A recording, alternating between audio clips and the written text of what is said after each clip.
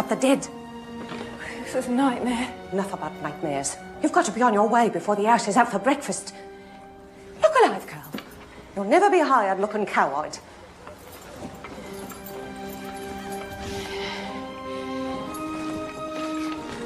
I read this note. I told your mother I'd do what I could, and now I've done it.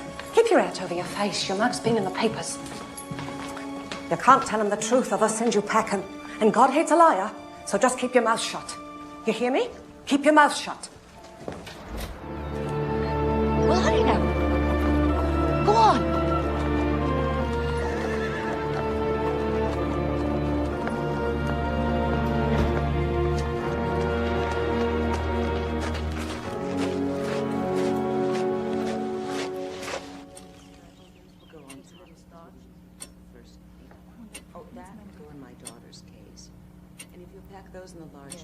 Can't you talk? Lorraine, of course she can talk. Will you let me eat sweets? Lorraine? She gets far too many sweets as it is. Her father cannot say no. Will you paint with me and read me stories? Well, of course she will, won't you, Alice? Oh, yes, Mom. Has Trevor got one of his famous smiles for Alice? Our nanny walked out on us. Well, not quite, but she did leave us in a pickle. We need to find a replacement quickly. We're going on a big boat. That's right, dear. Tomorrow we get on a big boat for New York. Would you like Alice to come with us? I don't know. Well, of course you do. What about you, Trevor? Do you like Alice? Maybe you should hold him. I'd like him to get used to you before we sail.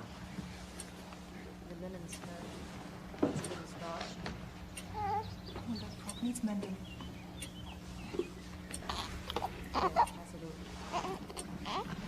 You're supposed to hold his head.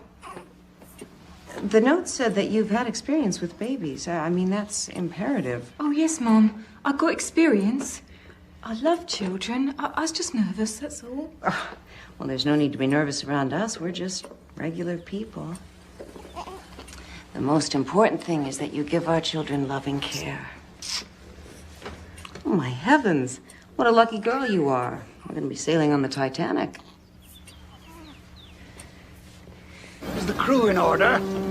Well, there's a fine bunch, sir. I know quite a few of them. Most come from the same neighborhood here in Southampton, but these 900 men never sailed together as a crew before, so there's a bit of confusion. Still, for one all, they're as proud a bunch as I've ever seen. Indeed, to serve aboard this vessel. Also, Captain, well, to serve under you. Well, thank you, Mr. Lowe. There's always a bit of apprehension on a maiden voyage, but I have the greatest faith in all of my officers and men, including yourself, sir. Now I'm afraid I must face the most perilous part of the voyage, meeting all of those reporters. We have here the largest movable man-made structure in the world. A super ship, if you will. 11 stories high, 5 city blocks long.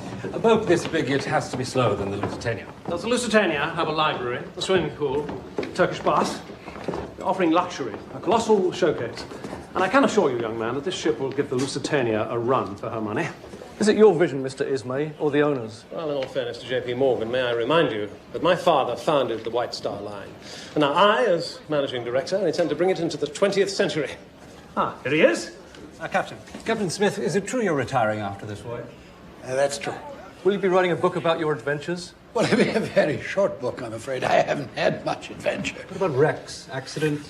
Well, there've been winter squalls and storms and fog, but I've never had any adventure worth writing about. Certainly not recording for posterity. I'm afraid that I enjoy uneventful sea voyages. Like the one you're embarking on, sir. Exactly. Shipbuilding has become such an art now that a disaster is unthinkable. My job has become... effortless. Thank you. Effortless. Now, gentlemen, may I point out the dining room? For your information, we are stocked with £75,000 of fresh meat, £11,000 of fresh fish, £1,120 of marmalades and jams, and, of course, stock of the finest libations, cognac, one moment. Yes, Sandeman Port, 1870. Very good. Thank you. And we have, not there, those chairs should go on the private promenade outside. They should be a darker green. They will be repainted before the next sailing. You can be sure of that. We have seen to every detail. What about lifeboats? We have complied with the statutes of the British Board of Trade. But, gentlemen, we have here the largest, most beautiful, and technically perfect ship in the history of mankind. We're not going to need lifeboats. I thank you for your attention. And now, First Officer Murdoch here will take you on a short tour of the bridge. Good day to you. Good day, thank you. This way, gentlemen.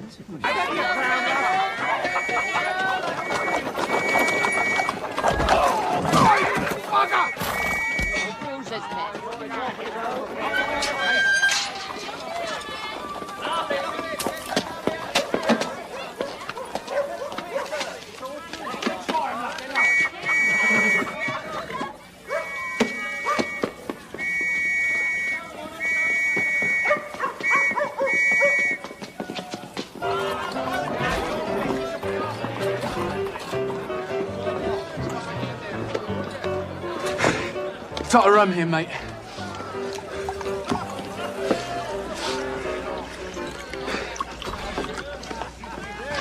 Here, take me cap, lad. Keep your head and your booze and your wits about you.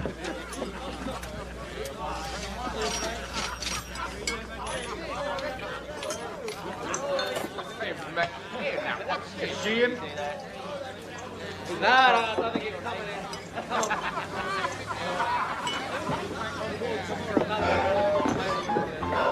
You in trouble, lad? Nothing serious, thank you. Drinks on me, chaps. I work for this. Worked and saved. Say farewell to bloomin' England. I'm set for Niagara Falls. That's in America. You see her out there? See who? The Titanic. Biggest ship ever made. She docked right outside that door there. Here. See that? It's me ticket to a new life, eh? No more coal dust for Miriam Dickey. America! And the biggest ship I've ever dreamed. Imagine, Miriam Dickey sailing with some of the richest people in the world. Well, you're right about that. John Jacob Astor himself will be on that boat. That's a fact. All the money and jewels on board. Priceless paintings. A thief could have himself a high old time. Do you ever see a diamond tiara? Can't say I have. Of course, the trick is getting the booty off the boat. Strings of pearls. Oh, yes, sir. A thief could have himself a grand old time. I'll be calling it a day. Man's got to get his sleep. Hey, I owe you one. No. Just the tiara.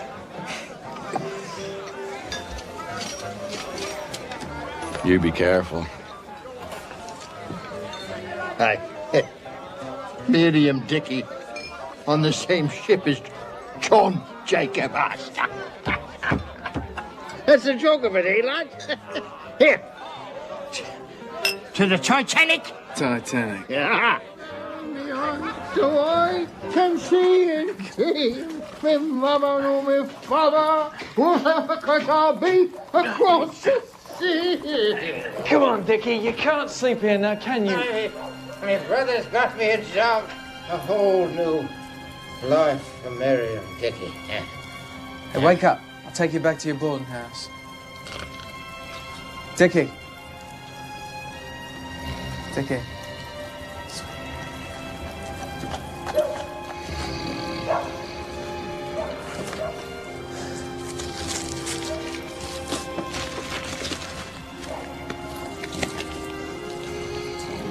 Titanic.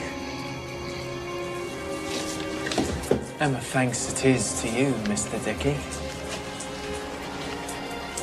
Maybe I'll say goodbye to bloomin' England myself.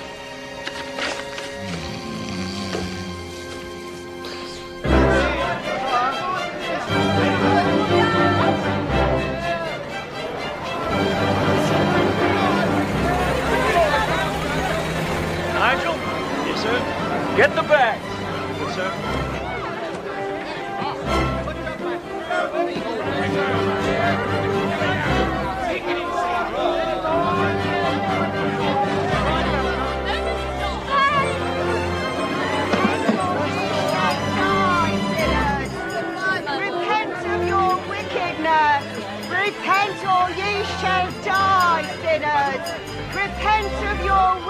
nurse. I hear shrieks and cries and moaning. You shall sink in the dark waters and never be heard of again. This is Paradigm. Isabella. We're both going on the Titanic. It must be fate. I don't believe in fate, Mr. Park. Please excuse me. The death shall cover thee. Thou shalt sink deep in the ocean like a stone. Yes, miss. Ludvigsen? Ludvigsen. A lovely little lady travelling alone, are you? She's a convert, travelling with the group. My husband here is Black Billy Jack, and he's big enough to take you on, and a few more like you. So don't go bullying us because of our religion. We're no simps. No, Clorinde. I be a blacksmith, sir. That's where my nickname comes from, not from my nature. Excuse me, I'm looking for the men's quarters. Well, look what the cat dragged in. I don't think I caught your name, chum. Miriam Dickey. Dickey, you say? Well, Mr. Dickey, I don't suppose you'll be travelling with these converts. No, travelling alone. Well, run along then, chum. I'll catch up with you later. Miss Ludvigsen, if you'll step this way, the steward down the corridor will give you a cabin, Mr. and Mrs. Jack. All the little Jacks. I'm told we'll have crisp nights, but clear skies straight across. By Mr. Park. Henry, good to see you, Henry. Well, likewise, I'm sure, sir. You will see many familiar faces. Many of the regulars have joined us, sir. Mr. Wynne Park, across the hall from you, real gentleman. I have crossed the Atlantic 6 times with him. Generous man, if you know what I mean. I must ask for another stateroom. Mrs. Paradine, this one is exquisite. Every detail is... Please see what you can arrange. Mrs. Paradine, everything is booked solid. It's impossible. I can't stay here. Please, any room at all, just far from this one. Yes, of course. Thank you.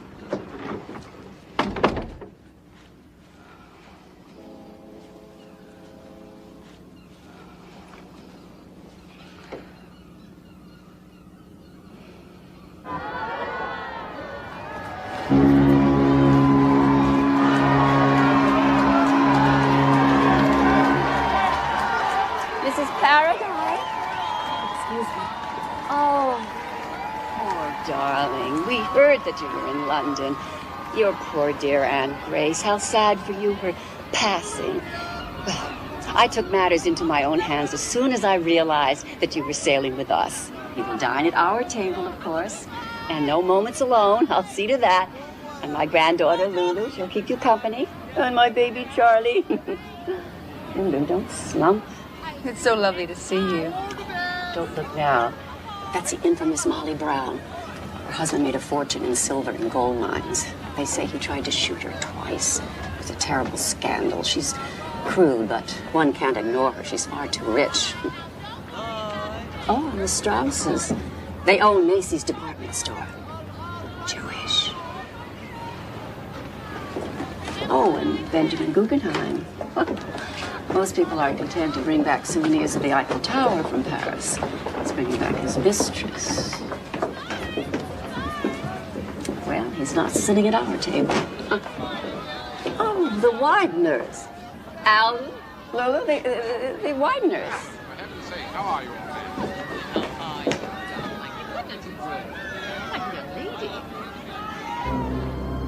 Tugs all fast.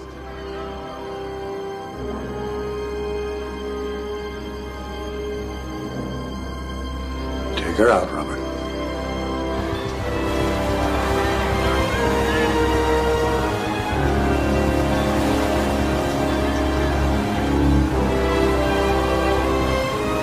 When do we get on the boat, Mommy?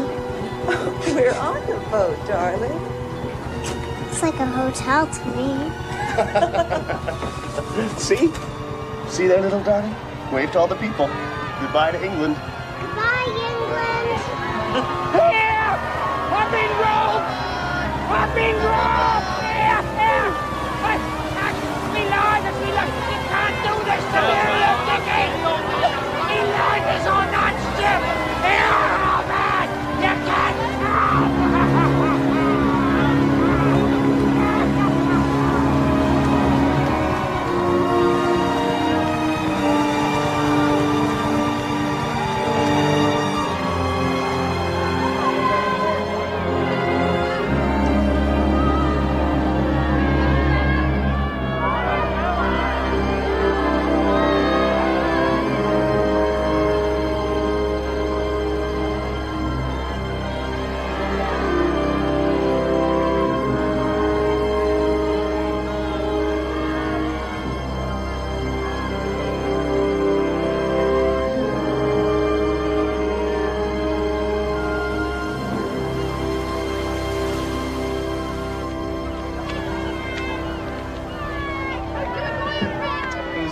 Something wrong, miss? I left my family back in Denmark.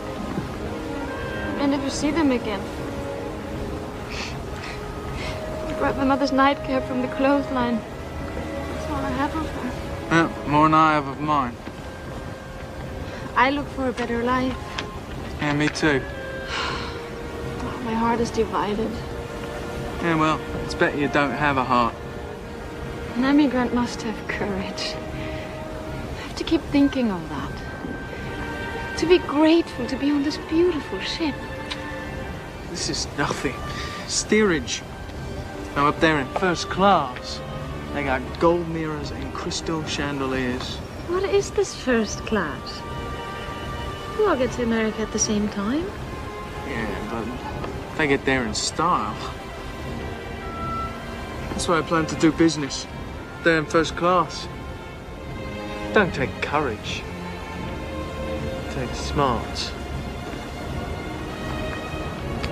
Throw that bit of raggedy cap away. Let go of the past.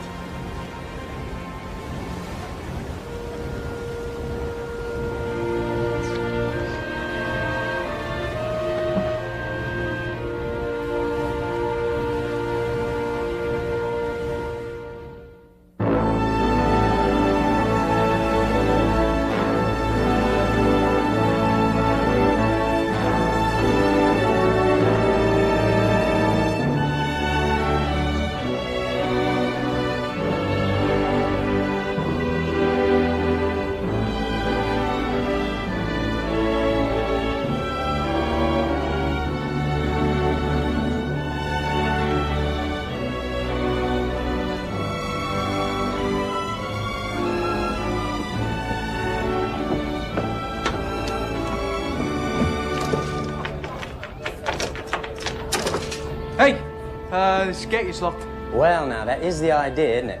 Steerage can't mingle amongst the other passengers. Why? Yank immigration laws on account of infectious diseases. Well, I'm not asking you to kiss me. Just let me through. I'm not about to lose my stripes on the first day out. I just want to look around. Hey, nobody will know the difference. In that suit. What's wrong with my bloody suit? I gave my love a cherry, what had no stone. Come on, let's go. I gave my love a chicken. Trevor's cold, Alice. Please, it's cold out here. I gave my love a It's night, Alice. Trevor needs his supper. You're supposed to take care of us. Stop whining. Stop whining. Stop whining.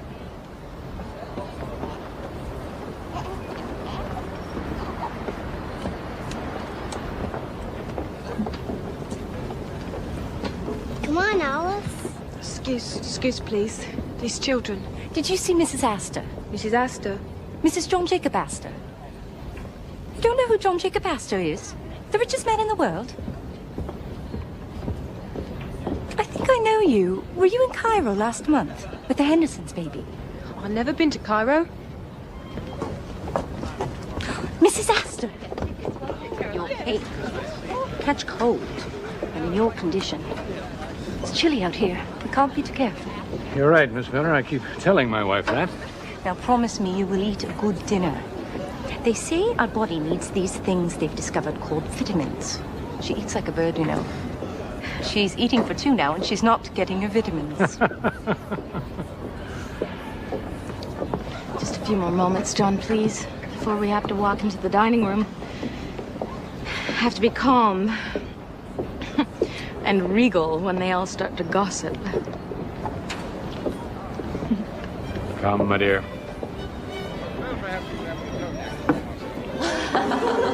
Mrs. Astor. Mrs. Astor. Mother Foley, the Astors. I should think they would be dining in their stateroom. I mean, the nerve. They must have boarded at Cherbourg. Mr. Astor is a frequent passenger on the White Star Line. Not with her. I know the real Mrs. Astor, the first Mrs. Astor. They say she's expecting. Well, she can have a litter of little Astors, but she will never be accepted in polite society. Ah, to hell with polite society. They got each other and the U.S. Mint. Excuse me. Captain Smith. How may I assist you, madam? It's about Lulu. Your daughter. Actually, my granddaughter. We are always mistaken.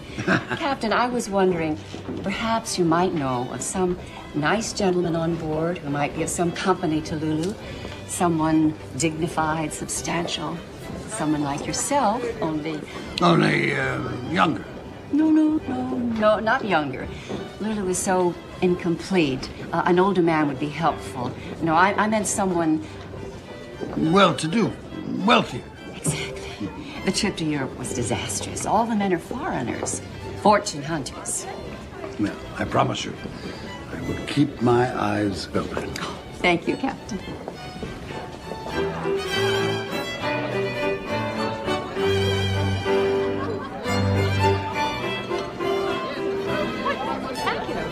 I see. Another bottle, sir? I'd like it before we get to New York. Yeah. Don't mind. Good health.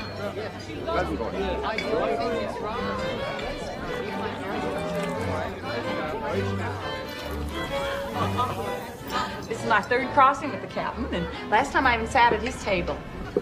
25 years, is it? With the White Star Line.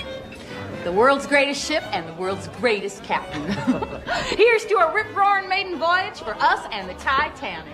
Well, since it is my last voyage, I was hoping for something a little calmer. How fast are we going, Captain? I have a wager on it with Allison here. I say we're traveling in excess of 20 knots. You will excuse me. Captain Smith doesn't like to talk about speed, but I think it's safe to say that Mr. Allison owes you some money. Now, Mrs. Brown, would you care for some more oysters? Ooh, don't mind if I do. They're delicious. Big and fat and juicy. Oh, and some more wine, please. Lafitte Rothschild. We don't get wine like this in Denver. Boy, you built some rowboat here, Mr. Ismay. Well, I'm glad you're impressed, Mrs. Brown. Yes, I was determined to create a ship for the 20th century. One must be a visionary. Now, may I recommend the pressed pheasant, or perhaps the poulard poché à l'estragon? No skinny little poulard for me. I'm having roast mutton and yoe mouton. You speak French? I hired a French tutor. He pulled a cork from a champagne bottle and put it in my mouth. The cork, not the bottle. He said it'd force me to hold my mouth open when I talked. Well, I told him most people preferred me with my mouth shut. We are forgetting Mrs. Paradine. All this festivity. Poor darling, her dear Aunt Grace passed recently in London. All those months alone in London, taking care of the burial and your aunt's affairs. I suppose things were jumbled. We promised your husband that we'd watch over you on the voyage home. That's very kind of you. The Paradines have the most beautiful estate on the Hudson. And their little girl is a dream. Miss Foley, could I have the pleasure of a dance? Oh, well, Lulu would love to dance, Mr. Park. As long as it isn't that abominable turkey trot. One wonders what the world is coming to sometimes. Posture, Lulu. Such a charming man. And so very handsome. Our little Lulu could do worse. Our little Lulu couldn't do any better. He's shrewd, intelligent. And loaded. Yeah. A marriage made in heaven. You must long to dance to a young woman like you. It's so sad you're stuck in black for the whole crossing. It doesn't do much for your delicate complexion. I suppose your aunt's husband is grieving. The marriage only lasted a year, Mrs. Foley. I don't know where Mr. Santaliser is now. Why, she gave up everything for that scoundrel. Well, what can you expect? An Italian. He was after her inheritance. I said so. Poor woman. On the contrary, Mrs. Foley. My aunt had no regrets. In fact, just before she died, she told me it was a glorious year. No matter what the price, it was worth a lifetime.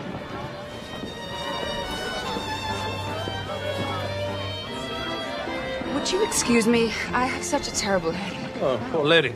Let me help you to your room. No, please. Please continue with your dinner.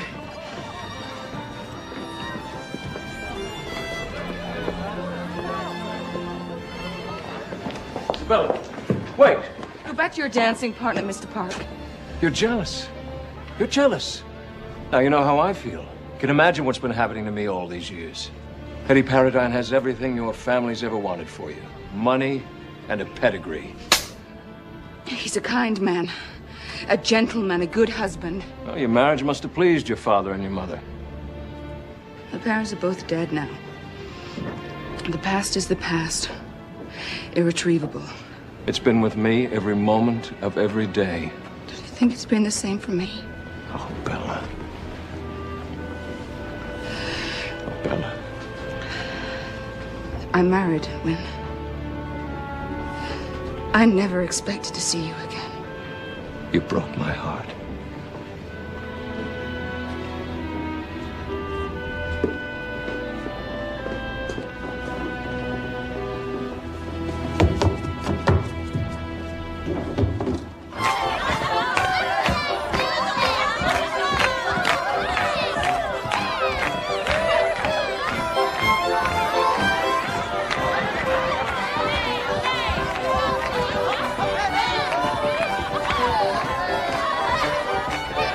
What do you think of me brood? Nice children. Nice wife, too. I wouldn't be much without them. You planning to have pups yourself? Me? No. Oh, no. Wouldn't be so good at it. Raising pups, I mean.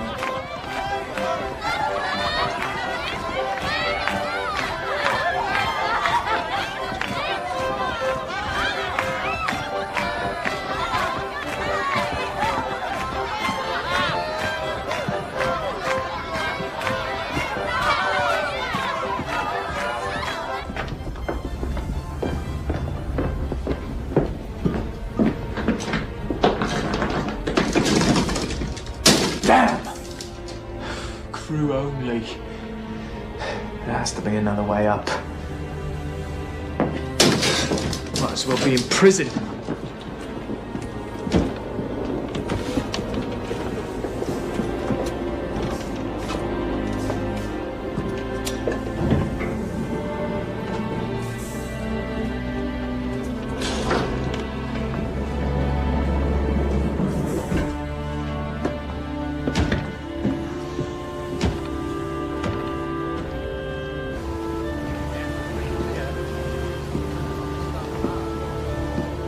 What's out there, Mr. Boxall?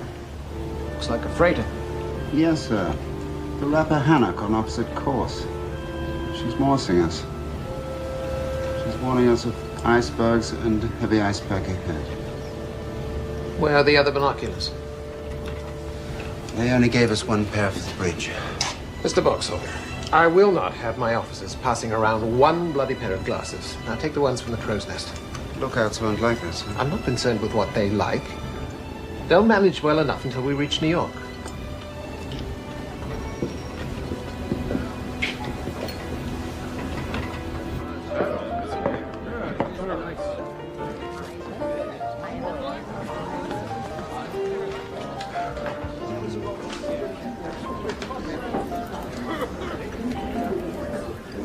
CJ, you sure you won't join us for another hand? No, no, nightcap and then to bed. I promised my wife. I forgot. You're a newlywed.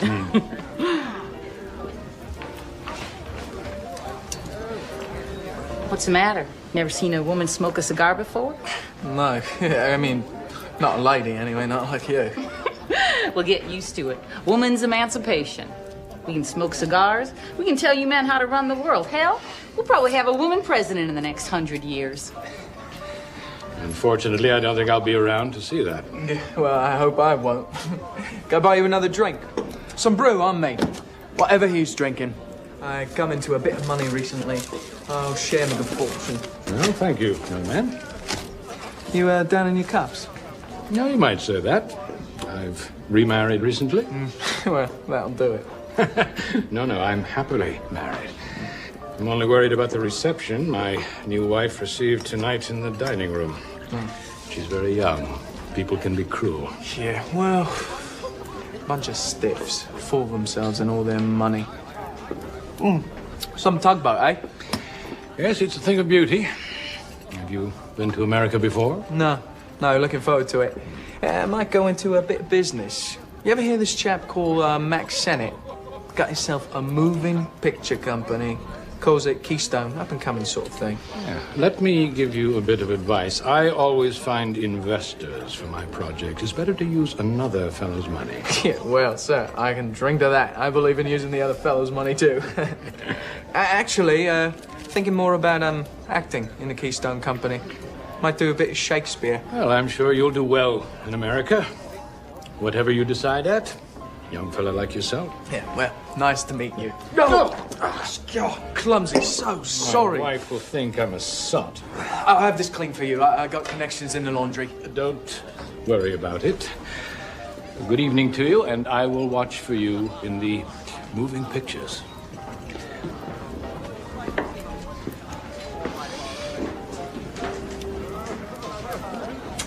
Another brandy, ma'am. And make it a double. Yes, sir.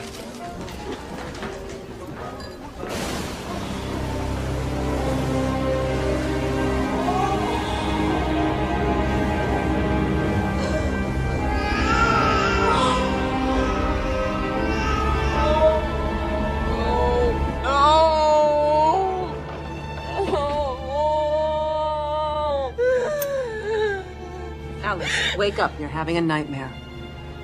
My baby. He was dead. You know what I did? It's only a dream, Alice. You don't have a baby, Alice. That's right, Lorraine. Now go back to sleep. Mommy's here, sweetness. We don't want to frighten the children now, do we?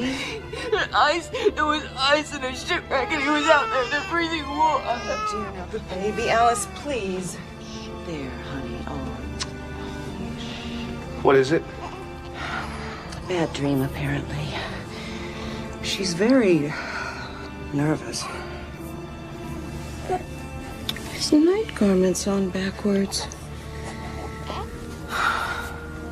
We stop at Queenstown tomorrow. I think it's best for all of us if Alice gets off there in Ireland.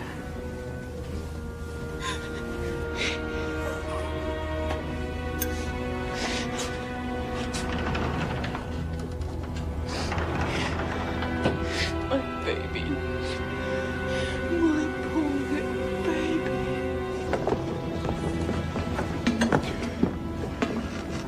Are you lost, Mr. Dickey? Oh, you. Look, I know I'm not supposed to be up here, but an acquaintance of mine invited me up for a drink. No, son. Let me give you a piece of advice. Take it from your old dad. You're holding Mr. John Jacob Astor's billfold. I saw you left it in the bar. You didn't realize that now, did you, Mr. Dickey? John Jacob Astor? I don't know what you're talking about. I'm trying to be your friend here, son. Everybody needs a friend. I told you. You put the bite on the great man himself. I just want to keep you out of trouble, that's all. Nice young chap like you.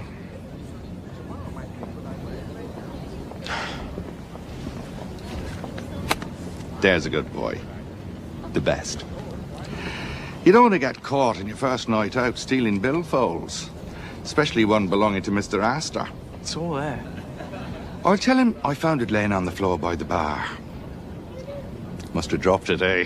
You're not going to report me? Of course not. I helped you before, didn't I?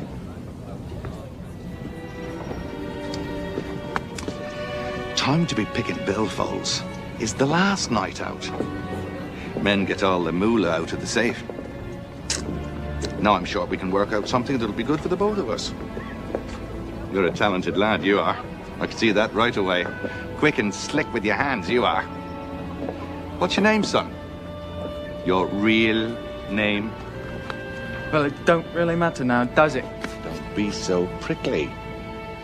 I can't help if I worry a bit about the real Mr. Merriam Dickey. You didn't axe the fella, did you? Of course not. He passed out. Drunk. Drunk as a skunk, eh, Dickey? I can see you and I are going to get along really well.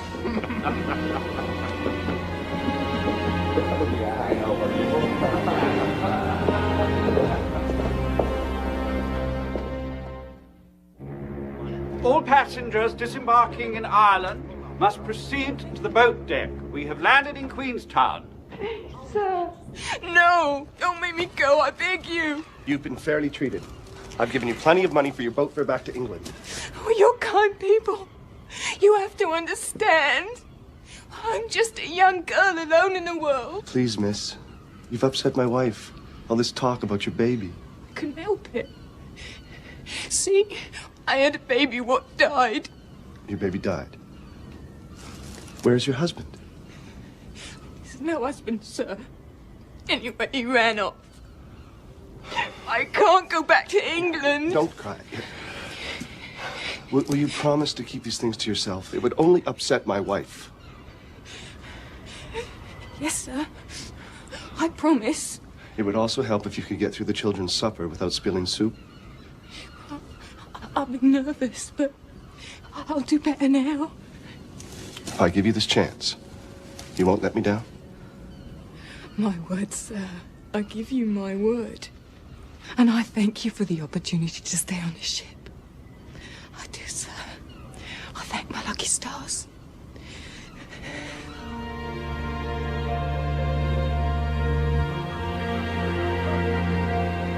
Hello and goodbye to Ireland.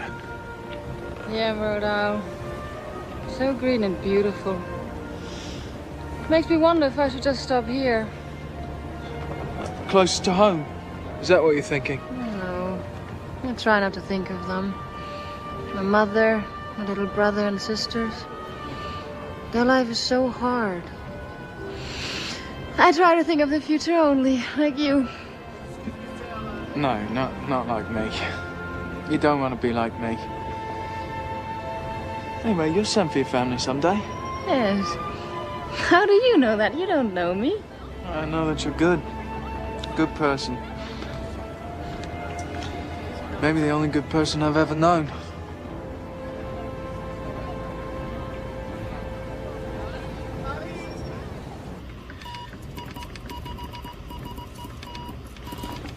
So, which is which then, eh? Oh, green's where I've been, yellow's where I want to go. Right. You know, Phillips, you're probably the only bloke who took the ad seriously. Join the Marconi Company, see the world. Yeah, well, here we are. Yeah, like hell, see the world. How are we supposed to see the world, Phillips? Stuck in this bloody broom closet. Wynn Park, I'm expecting a Marconi gram. Oh, yes, sir, Mr. Park. There's so many messages coming and going. Oh, there we are. There you are, sir. I'll be expecting several others. I'd like them delivered immediately. Right, sir. Smooth sailing all the way. I hope so. Cheers, Governor. It's a double eagle. It's a $20 piece. Look at that. Tin mines. Isn't that why I say tin mines? Aye. You split up with me. Right. Aye.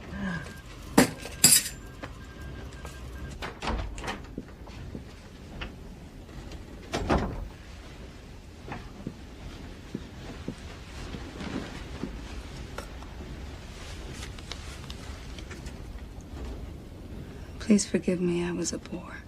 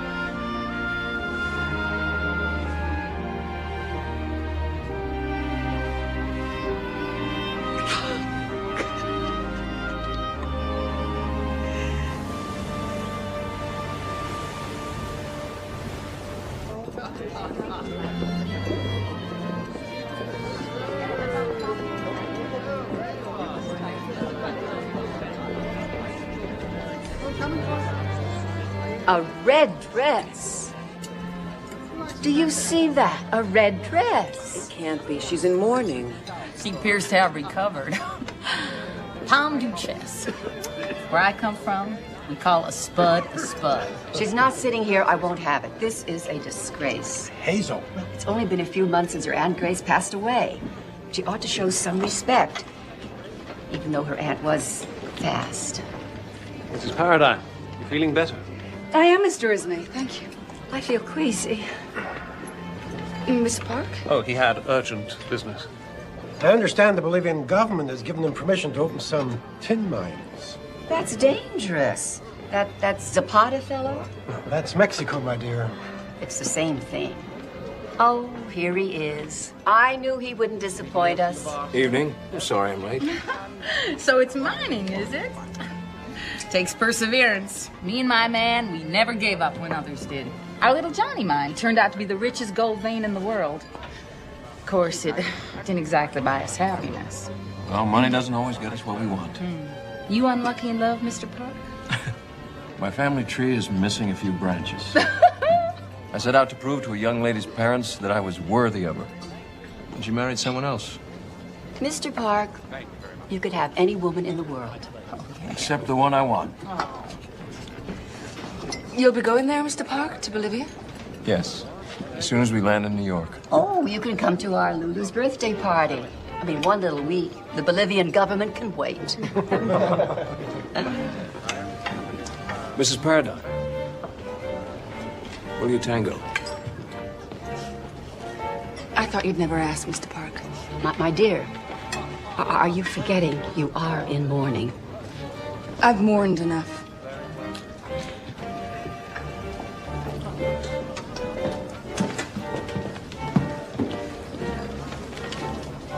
Oh, my. I feel absolutely faint. Dancing the tango? We haven't even finished the first course. They're just skipping to dessert.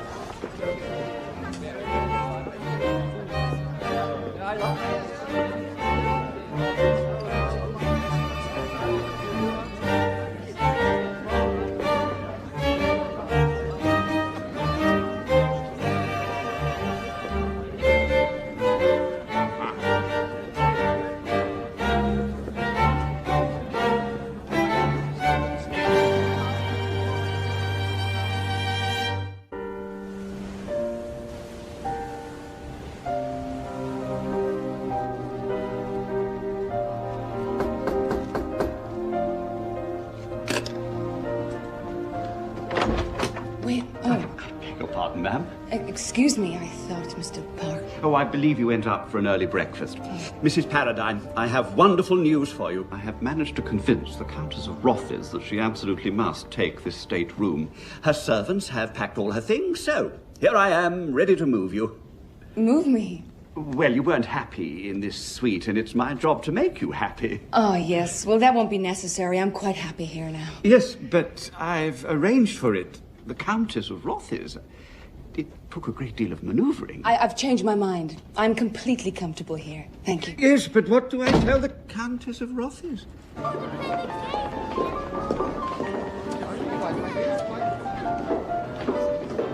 Very nice.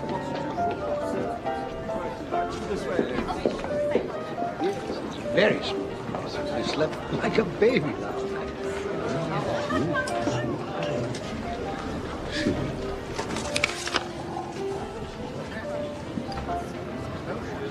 Bad news, Captain?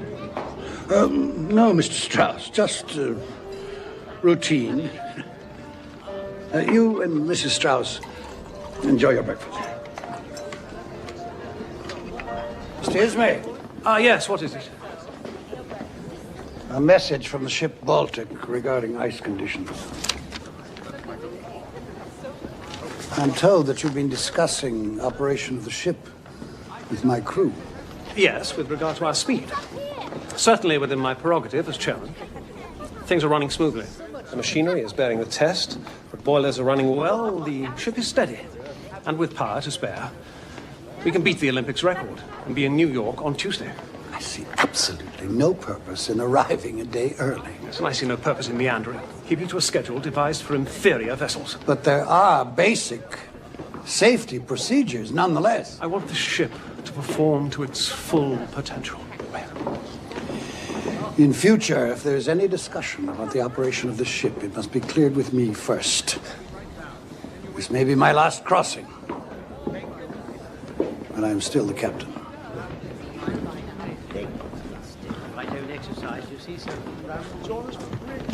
Win? Good morning. Good morning. You couldn't sleep? No. Me neither. I was up thinking about you, and life, and your daughter, Claire.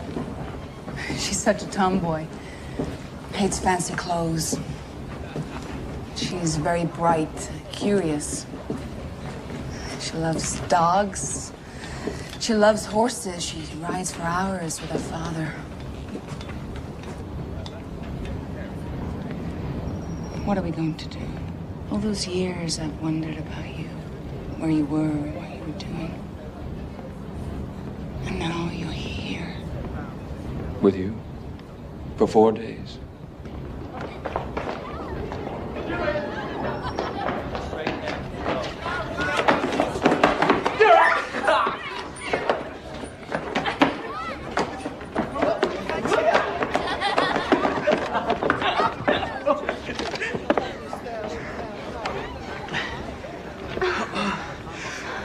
Osa, what are you going to do in America? I'm going to Minnesota with the other converts to build a new life. I want to do good in this world, Mr. Dickey. Do good? I want to be a teacher or a nurse. Have children of my own and raise them to be good souls and to help their fellow men. Like Mrs. Jack teaches her children. The Jacks have been so kind to me. What's your dream? My dream? You have a dream. I can see it in your eyes. You know something, Osa? I do have a dream. Have you ever seen one of those moving pictures? Moving pictures? Yeah, I saw one at a carnival peep show once. I put my eye to the hole in the box, and there was people in there. Moving. Well, I mean, there wasn't really in there, but it was like there was. There was this beauty, Mary Pickford. Oh, that's my dream. Mary Pickford? No, not her. I mean, my dream is to be a part of it. Part of the moving pictures. Well, then you must work for it and make it happen. No, stupid pipe dream.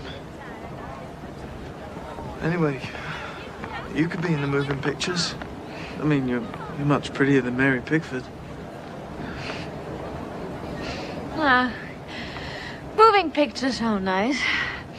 But I'm not looking for pictures in a box. What are you looking for? God.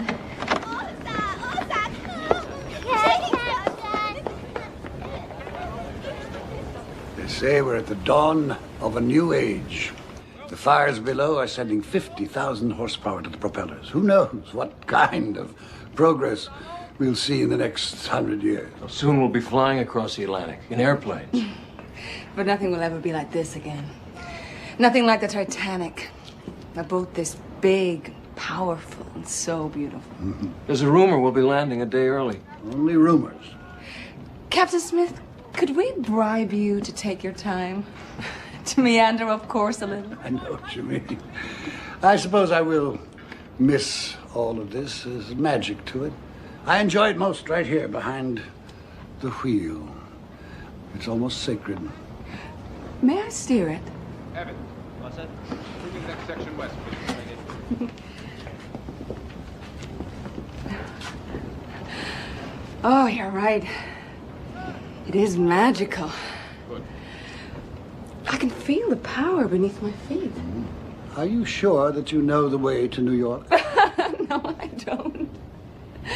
Maybe I'll just turn it around and go back to England. How does that sound?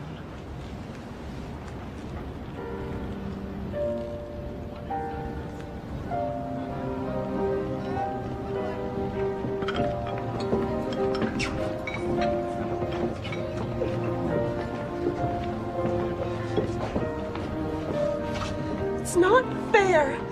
She's a married lady. What do you expect? A man loses his head when a woman throws herself at him. But he danced with me. Well, it wouldn't have hurt for you to throw yourself a little, Lulu. Get your shoulders back. You're going to get a hump.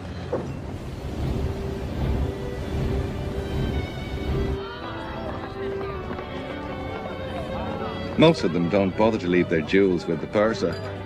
They want to wear them. Come on, I'll show you. Hey.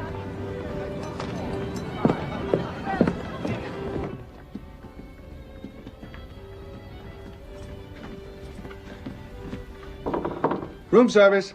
Wrong room. Here?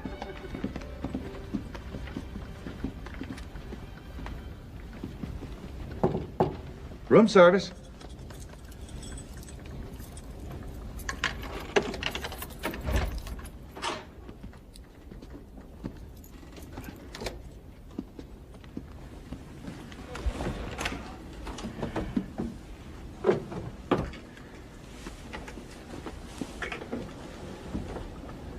What did I tell you?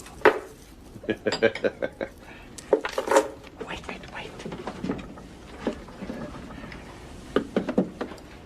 Looky here. What do you say? A diamond tiara. Go ahead. Try it on for size.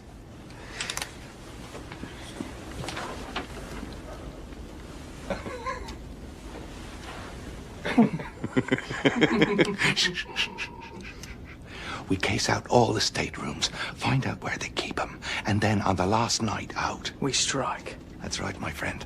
There'll be confusion in the morning. How do we get it off the boat? The loot never leaves the ship. Mr. Astor's loo. In the plumbing. Look, we lay low and go about our business until the ship is fitted out ready to sail again. I've got a plumber friend here. He's agreed to carry it all off in his toolkit. I don't know. You don't know what? Well, how do I trust you? Is that my buddy? Trust me. How do you know I wouldn't turn you in this minute if I got the urge? Hey, don't try to blackmail me. I could tell him a few things myself.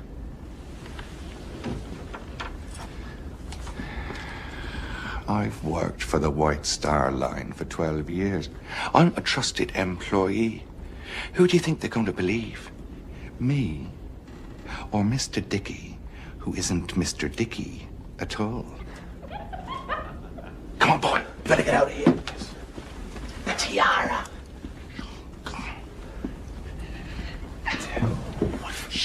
I was playing the piano. Yes, you were. You were playing. I was watching from the hallway waiting for your father. Wrong door. Yes, wrong door. It's the next one. I've never been in such a grand house before. And there you were. You were playing the piano.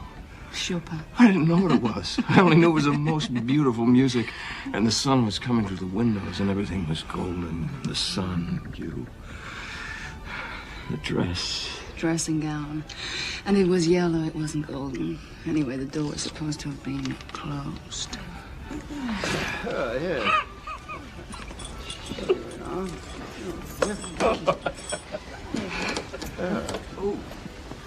Lady lost her key. It was see-through. Your dressing gown? It's not. Yes, it was. When you stood up, I could see you through it. I thought you were going to die. We found your room. Mm-hmm.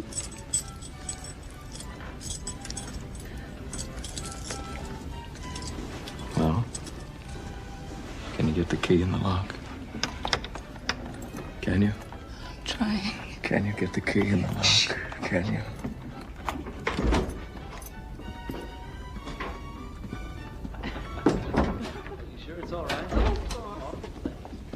Hurry up, son.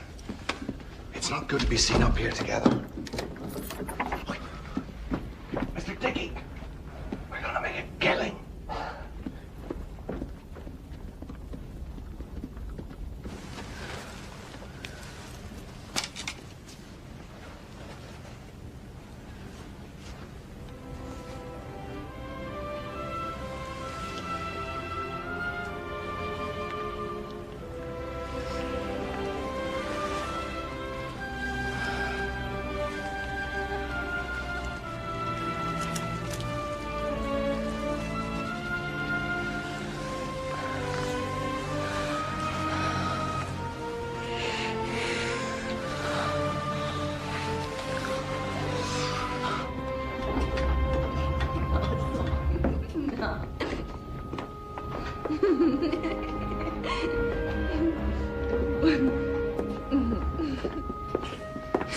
Look at you. Where have you been? Yeah, first class. Hobnobbing with the rich folk. A real dandy, all right. Only Mary Pickle could see you now. Pickford. Mary Pickford. You look beautiful. That Ocean, men aren't supposed to look beautiful. Why? Take me word, I'm not beautiful, not in any way. You are beautiful to me.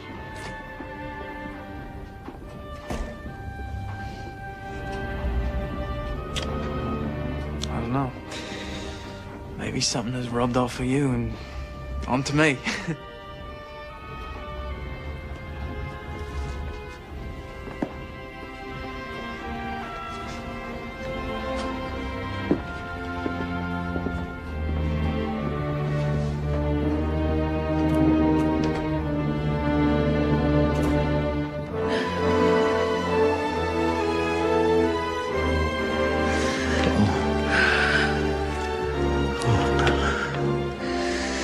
I didn't want to remember this.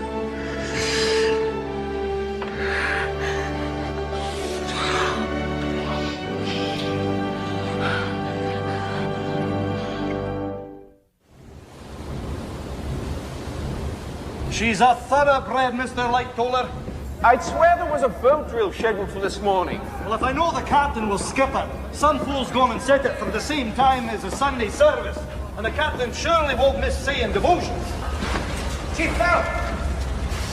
Here, Mr. Chairman. Don't look so shocked, Mr. Lightoller. I frequently check in the boiler rooms. Tell me, how many boilers are currently lit? 24 of the 29 are in service. That's 80%, is it? 84. And the propellers are at 75 revolutions per minute. And our speed? 21.5 knots, sir. Have the men light 2 additional boilers? I've no orders from the captain. You have my orders, Chief. I want us at 22.5 knots by noon. Carry on.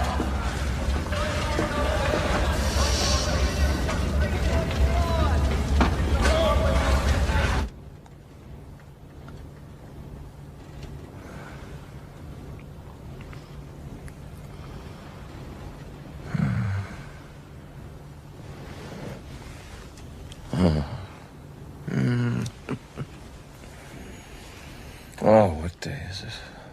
Sunday. Everyone's at church service except us. We're the sinners.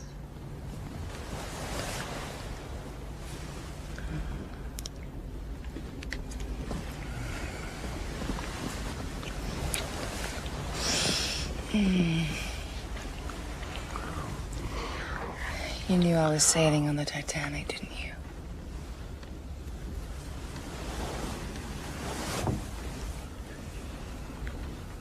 Yes. It wasn't fate at all. You planned it that way. Yes. But it isn't enough. God, I want to be with you always. Come to Bolivia. I know I have no right to ask, but come. When? Come with me. I don't know. I just don't know. Does it have to end?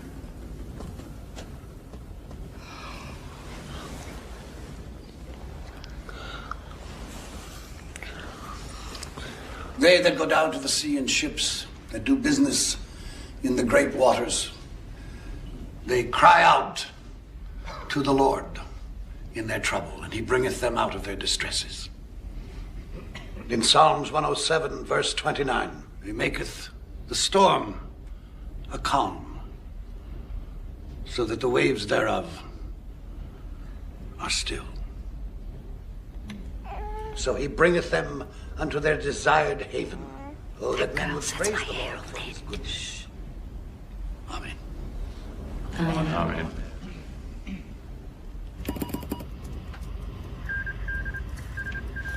Got Masaba here. She's reporting heavy pack ice ahead, large bergs, and field ice. Right, well, I'll run it up to the bridge. Actually, not now. It's 20 minutes to 5. Let's clear through some of this backload first, eh? Right. Well, now, you must come visit me sometime in Denver, Captain. I'm having a huge party in June. Well, I suspect that in June I shall be in Hampstead making up for all the gardening I've been missing for the last 40 years. I'd like to spend a little time with my wife and daughter. Oh, lovely. I understand. My husband, JJ, is ambitious and smart, but he's more comfortable in Leadville. Myself, I want to be more civilized. I guess that's why we've gone our separate ways. Tell me something, Captain Smith. Won't you miss the sea? I suppose I shall. But just between you and me, sometimes being on a ship is like being in jail with the possibility of drowning. Well, you've just got 3 more days. It's only 3 more days. Then you're a free man. The rain don't run, you'll spill it. What's going on here? Now, look what a mess you made. You seem to have your hands full. I'm Marge Miller. What's your name? Her name is Alice. Rain? Shh. Come along.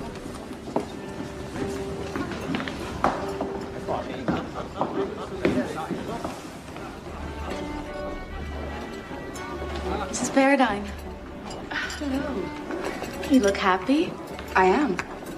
I think I am. Mrs. Astor? Oh, please call me Madeline. Madeline, may I talk to you? I feel like I'm going to burst. Of course. Shall we?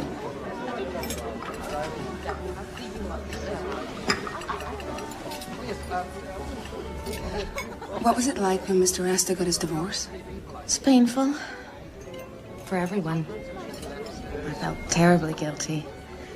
But we've embarked on a new adventure. I try not to look back. Are you contemplating divorce? I have a young daughter. I could never leave my daughter. Oh, but surely you could arrange something with your husband. He would never let her go. I couldn't hurt him either. In a way, I feel indebted to him. He helped me at a terrible time in my life. He was my knight in shining armor. You're in love with Mr. Park, aren't you?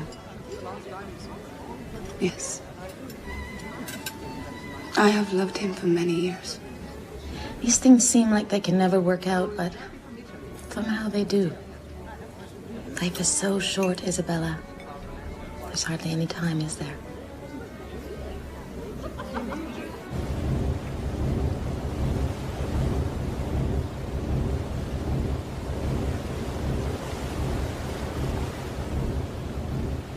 Excuse me, sir. Everything is stowed in the board locker. Anything important? Another ice warning, sir. It's from the Coronia. Post the coordinates. I will, sir. Remarkably cold tonight, is it not? Yes, it is. I've sent word down to the carpenter to take care of the fresh water supply. It'll be below freezing during the night. Not much wind. A flat calm. In 24 years, I've never seen so calm a sea. Low, low. Breathe and blow, wind from the western sea. Over the rolling waters go, come from the dying moon, and blow. Sir? On my word, I have not thought of that verse since I was a cabin boy. Love of the ocean brought me to the sea as a lad, and there's still wonder in it. Are we not a bit fast? Mr. Ismay, sir. He seems intent on breaking records. He was in the boiler room today. I'm going below. Keep sharp. The first sign of any haziness, we'll need to slow down. I'll deal with Mr. Ismay in the morning. Yes, sir.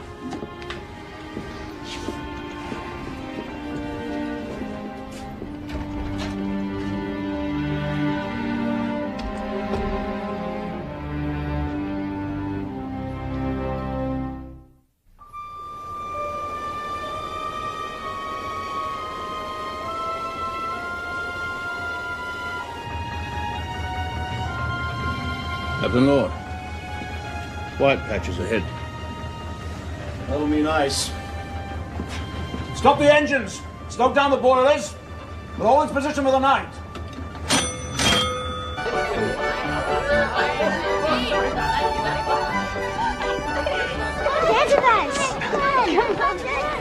Come on, Mr. Dickey, the children say for you to dance. Come on, boy. No shame in having some joy. No, I don't know how. Show you.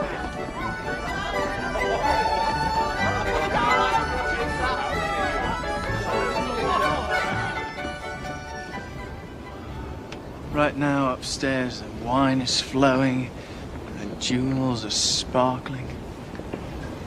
The stars are jewels. We're all the same under the stars. I get them for you if I could. All them stars. There's so much out there just waiting for us to scoop it up.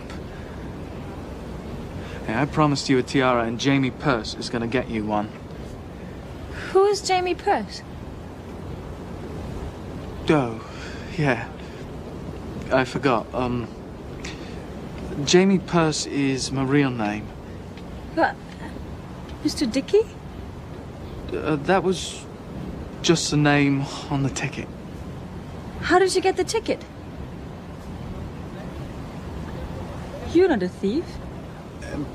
Fact is, I found it. You're right.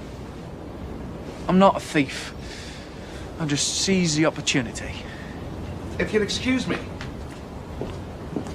I don't mean to interrupt, madam, but me and Mr. Dickey have an appointment with the ship's purser. I gotta go. Purser? Don't go with him. I have to. Haven't you ever had to do things? Been forced to do things? I try to stay true to myself, if that is what you mean. You're so bloody good. Always on the straight and narrow. Well, that's not the way the world works. Look, maybe I'm not so great, but I can change. I wouldn't mind a piece of her myself. You want to get smashed in the face? You do. And you'll end up in the ship's brig, you silly bugger. Now, I'm having a jar with the purser in his office. Perfect time for you to lift the key out of his pocket. Magic hands like yours. No problem. Understand? All right. You just stay away from her. You hear me? She's too good for the likes of you. And me.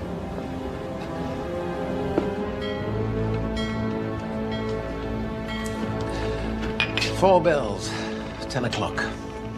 Ocean's as smooth as a mill pond. Water's like oil. I was saying the same to the captain. He left word to be called if conditions become doubtful. Good night, Mr. Murdoch. Yes, right. Good night, Mr. Lighton.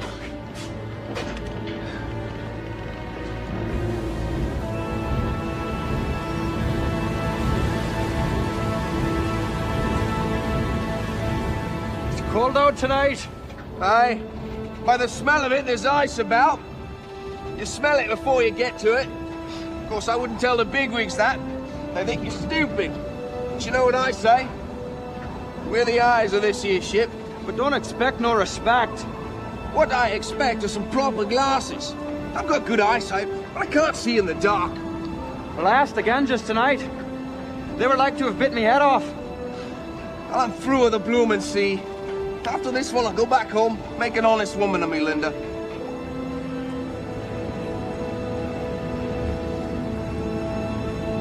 There's a ship off the southeast.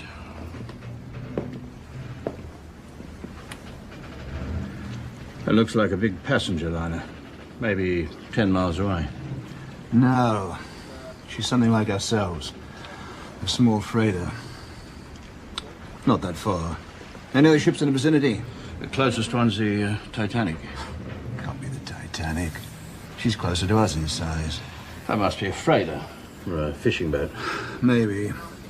Have Evans radio the Titanic. Tell him we've stopped for the night.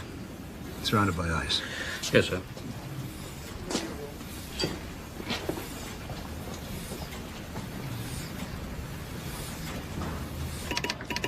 Phillips? We'll never get through all these. Yes, Mom. I wish to send a wire. Right then. Address at the top.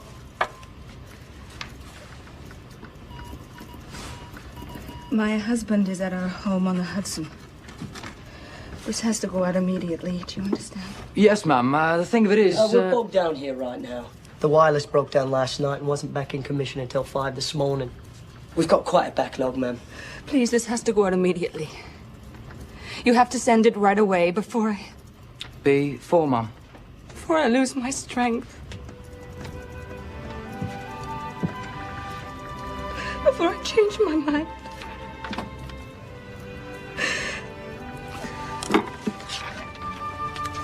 Please, just send it. Well, don't worry, Mum. It's very urgent. Promise me. We'll do the best we can, eh?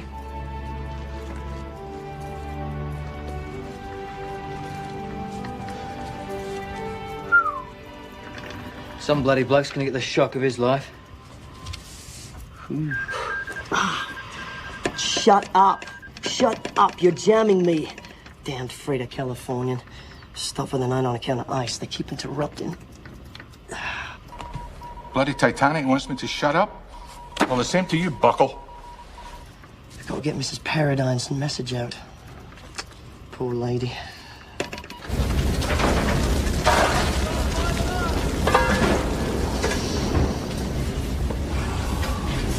Cool your fag, Chief. Aye, thanks, Jack. It's me prize. Tobacco from the East Indies. Keeps it next to me heart. It's me treasure. Oh, that hurt. Are there really angels, Mama? Of course there are angels. Watching over you and your sister and your brothers. Over all of us. And over this ship to make sure we're safe. Oh, you're a mass of snarls, Miss Ophelia Jack. Need one of them angels down here to brush it out. It doesn't look right. Young girl like you alone in the world talking to that hooligan. We are all God's children. You said so yourself. Chap like that cause you nothing but pain. There. Here we are. You're almost an angel yourself. We're off to bed now, Osa. Sweet dreams, Osa. Sweet dreams. You say your prayers, Osa. God will keep you from harm. And all the angels too, Mama. And all the angels too.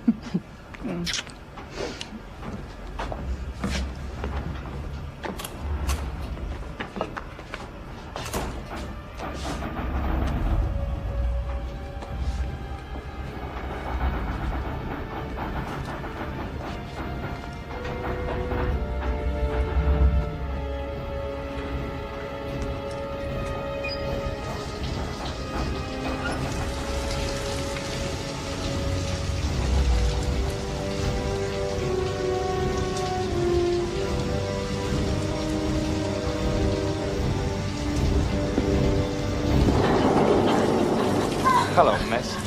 What? No, what are you doing? Your boyfriend's not around to protect you, right? Let me go! No, thank you, let me go.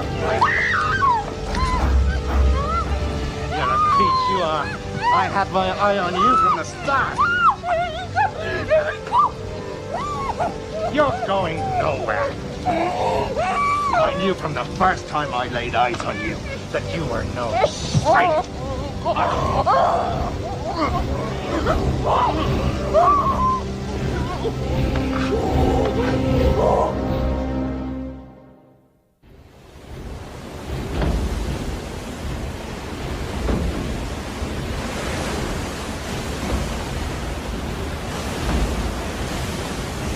$22.5 knots. What are we doing? It's not a race. We have our orders, Mr. Boxall. Hope Mr. Astor won't be playing cards too late. I hate to go to bed alone. I put a nice warm bottle under the covers, ma'am. It'll be very comfy. Finished? Mm-hmm. I was talking to the Allisons, Nanny. Such a strange bird she is. I've been racking my brain trying to remember where I know her from. Her name is Alice. That's what the little girl said. Alice.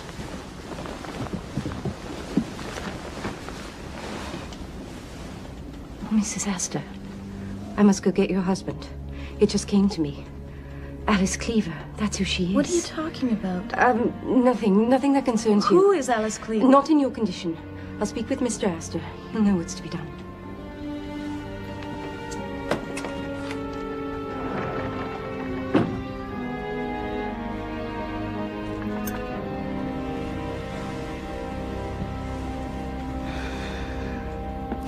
You boys keep playing like this, you're gonna pay for my trip.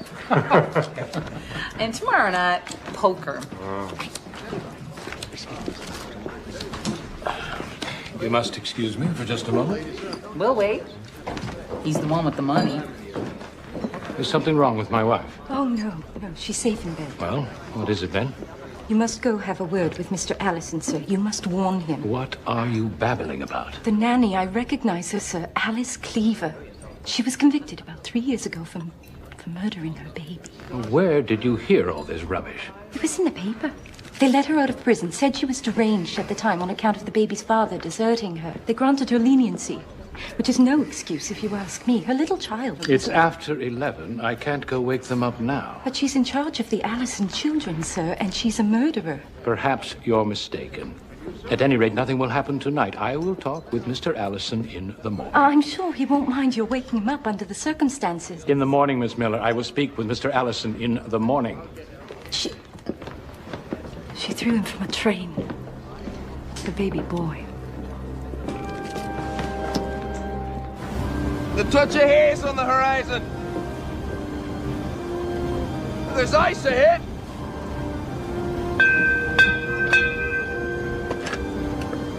There's someone there. Yes, what do you see?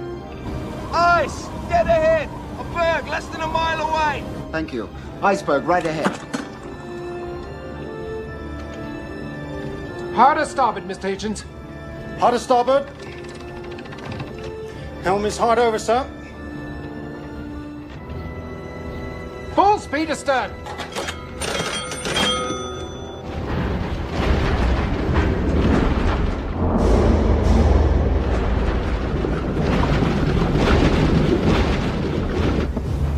Turn! Iceberg ahead. Come on. Come on. Turn. Oh, turn.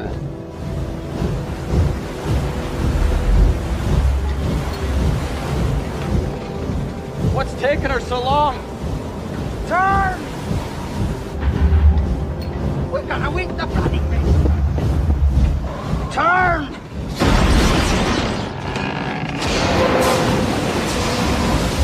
We did it, man! Oh no! We're dead!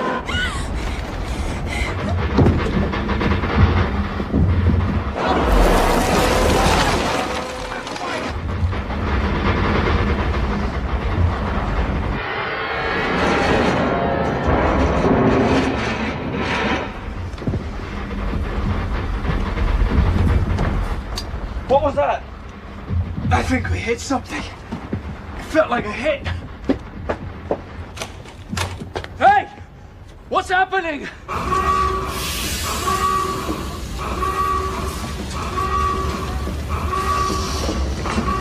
Fasten up now! Move! Quickly! Alice, we can't allow water into the boiler!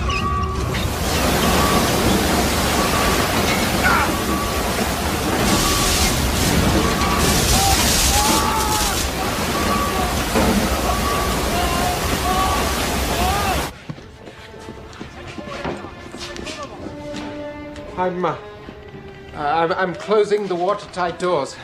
Note the time and enter it into the log.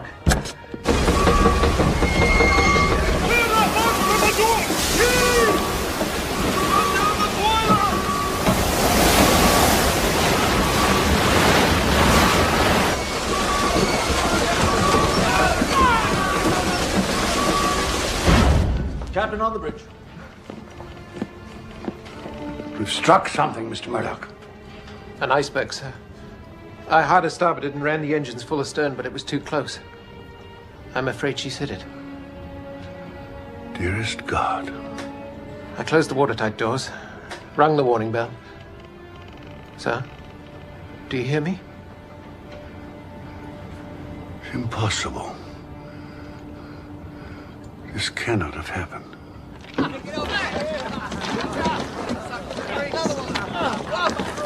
To hear what they're saying, we hit an iceberg. That grinding noise we heard? Perhaps we lost a propeller. Good, it gives us more time for bridge. The boat stopped cold. A few hours and we'll be back on our way again. Anybody want a souvenir?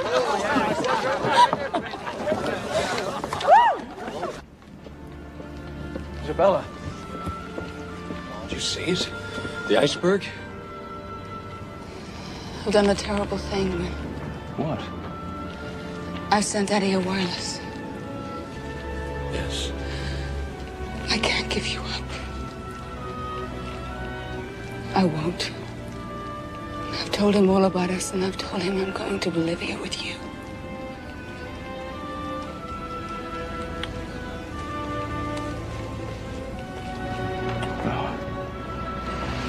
Oh, Bella.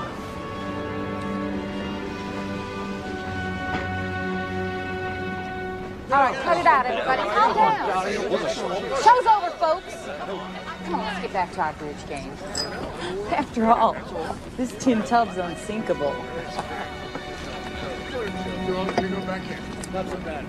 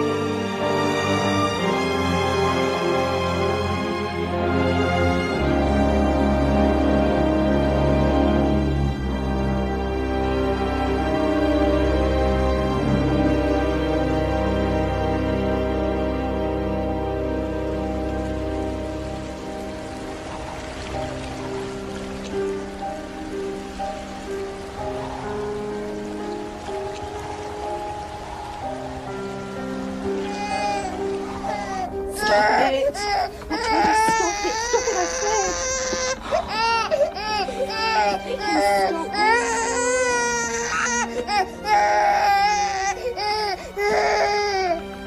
What happened, Alice? What happened?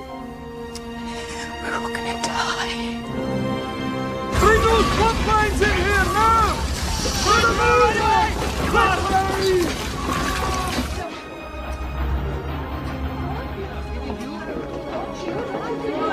The lads down below say they got water in the rooms. You can't take that seriously. Somebody's making it up. Yeah, well, I'm not waiting around to find out. Where you going? I'm going up.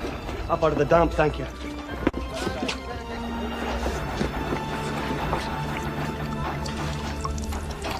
My God. Water.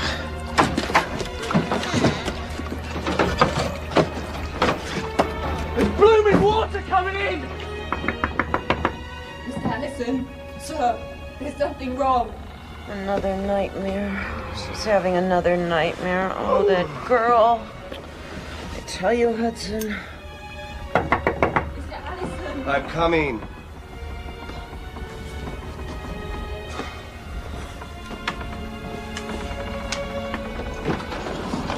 The baby. What about the baby? There was a scraping sound and it woke him up and I got him quiet, but some kind of trouble with the boat, sir. The engines have stopped. You hear that, Hudson? I hope you're satisfied. We've probably stopped for the night because of ice. There's nothing to be concerned about. We hit something, sir. I felt it. I felt it in my bones. It was like in my nightmares. Stop it, Alice. Now. I mean it. This boat's unsinkable. Nothing is wrong. Yes, sir. But I...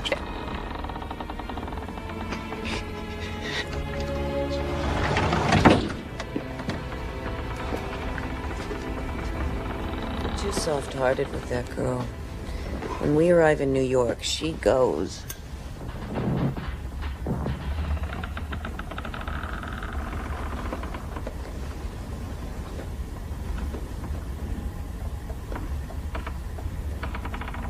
Ship is going down. People screaming. Bodies floating in the water. Chairs. Tables. And a baby. A dead baby in a cold water. Nightdress round his head. I've seen it. She has taken damage along 300 feet of her starboard side. Oh, my God. You have broken one of the cardinal rules of safety. Never turn your broadside to danger. Had we struck the berg head-on, only one compartment would have been flooded. I thought I could avoid hitting the berg altogether, sir. Not only did you stop your engines, you reversed them. She would have turned much more quickly, the greater her forward motion. Yes, but the watertight doors were closed immediately after impact. The compartments behind them were sealed. These watertight bulkheads go up only to E-deck. The weight of the water in the bow will pull her down by the head. This ship can't sink.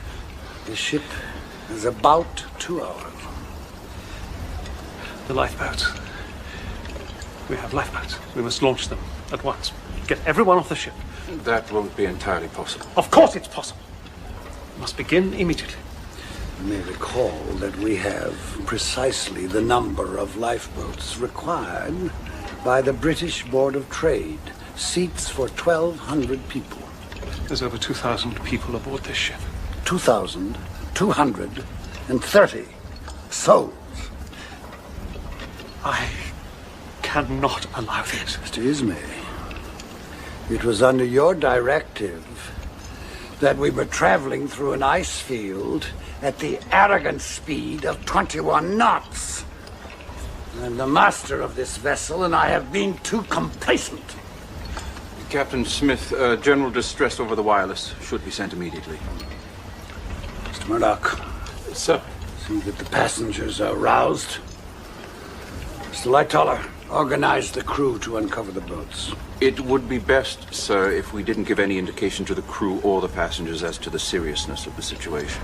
Yes, quite so. We don't want to start a panic. Yes. Right so.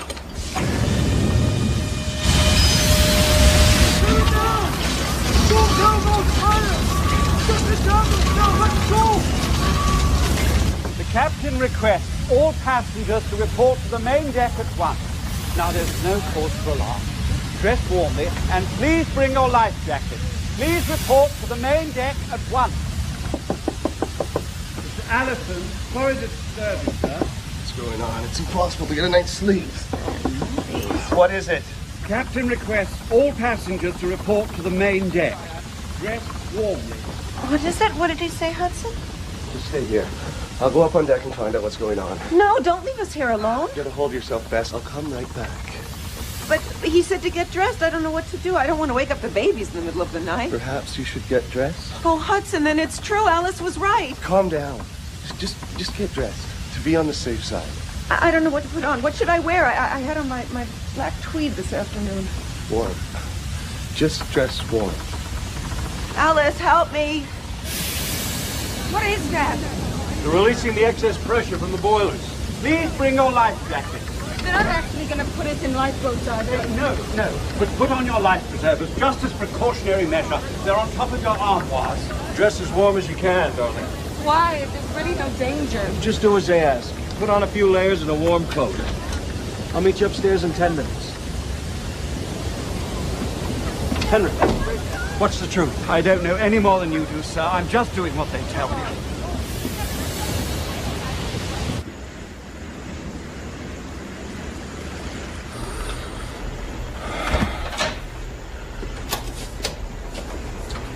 You look fagged, Evans.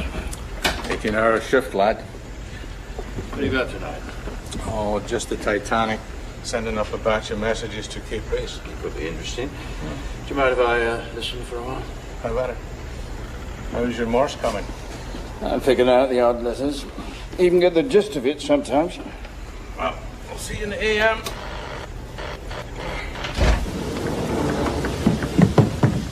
Prepare to call for assistance. We've struck an iceberg.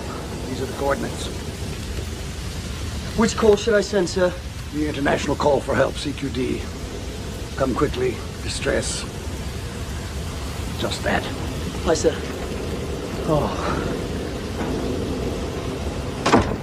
I'd hate to be the captain's shoes when he tells Astor and these rich mucky mucks they're going to be a week late getting to New York, eh?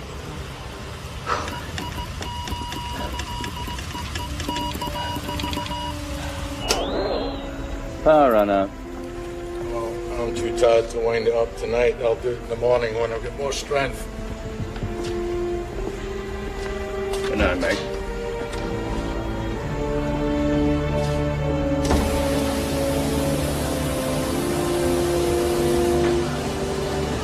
Roland's coming back.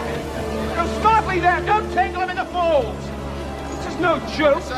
Don't you know the Duke here? Come on.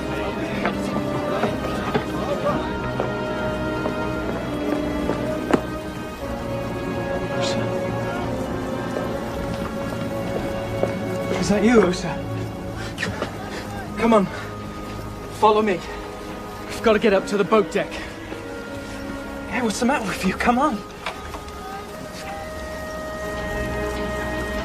What the bloody hell? Don't ask me questions. Ask nothing. Don't make me. Look, Osa, I'm trying to help you. Calm down. Any man. Hey, I'm not just any man. You're wrong. Hey, look, I don't know what's happened, but you have to listen to me. You've got to come up with me to A-deck where it's safe. My girl. There's Elsa. Look at this. I knew no good would come out of you. What have you done to her? I found her. I would never hurt her. Take the children down to the common room and find your father. She's been beaten. Lord knows what else. The crew come down here helping themselves, touching the girls and saying bad words. Think we're weak because we're people of God. Maybe they never heard of God's vengeance. But report this to the captain, I will. The captain don't quite have the time right now to be hearing complaints. Now's the moment, lad. It couldn't be better. I can't come now. She's hurt. Something's happened. I can't get it out of her. Let our people take care of her. We have work to do, you and I. Are you, coming then, Mr. Dickey?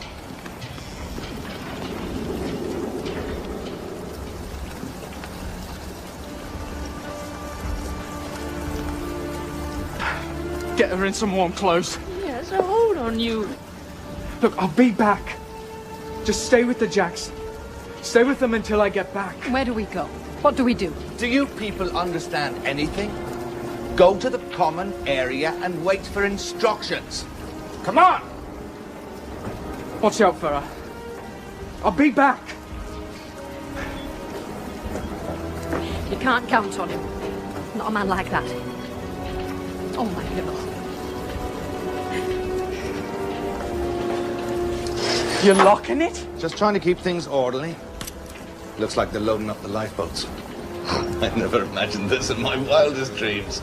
People leave their staterooms in a panic. We go in and clean up after them. But what about the people down there? Come on. Time is money.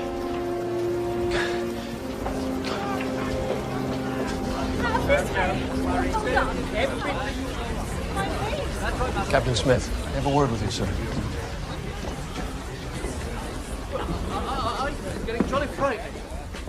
I'd appreciate a true appraisal of our situation. We've been damaged. Badly. How badly? The ship has a couple of hours. This information must not be circulated for obvious reasons. Are there any rescue ships on the way? So far, we have been unable to contact any vessel near enough to help us in time. It is imperative that we get the women and children into the lifeboats. You might want to see to Mrs. Paradine, of course, without delay. Yes, sir. Mr. Park, there are lifeboats for only half of those on board. I see. Thank you for your candor. Godspeed, you, Captain. And to you, sir.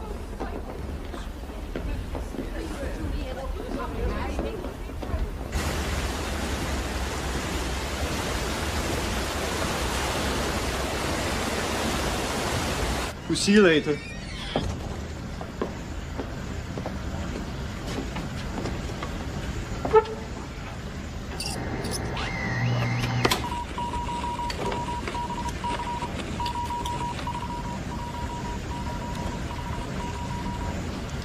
Titanic?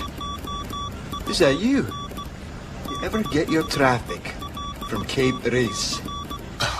Some bloody fool is asking about our passenger mail. Come at once. We've struck a berg. It's a CQD. We're sinking. Tell your captain we've only got an hour.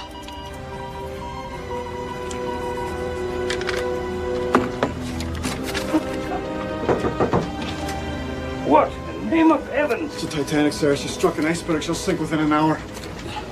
Dean, turn the ship around immediately. North-northwest. Aye, Captain. Are you certain of this message? Absolutely, sir. Folks will survive 20 minutes in this freezing water.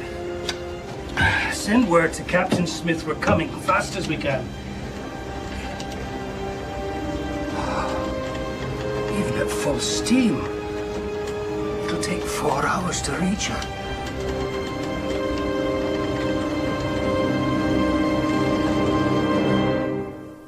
Where is my husband? Where is he? Here, Mom. Drink this. You have to get dressed.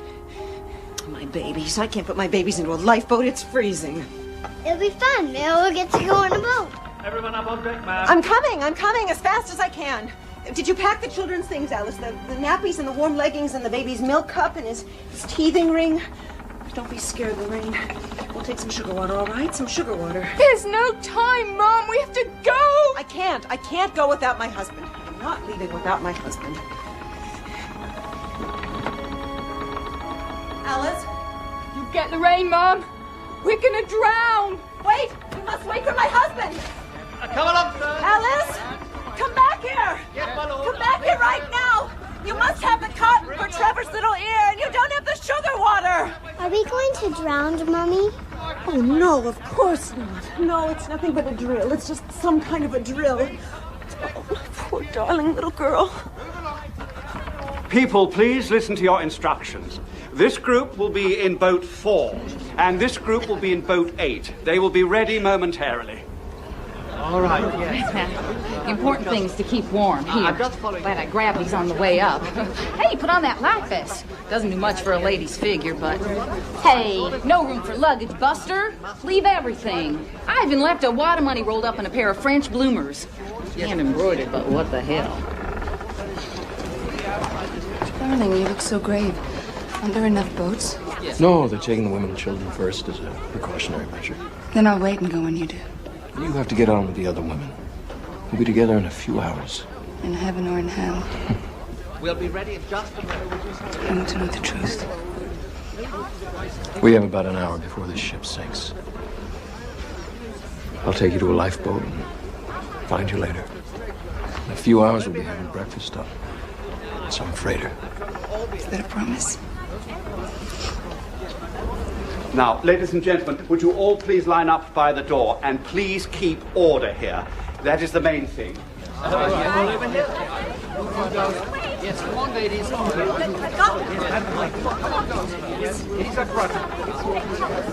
Do you know what this is about? It's a minor damage. They're just taking precautions. You! It was that woman, Alice Cleaver. She has the Allison baby. Get a hold of yourself, Mrs. Miller. She's obviously helping them with the children. We have an emergency.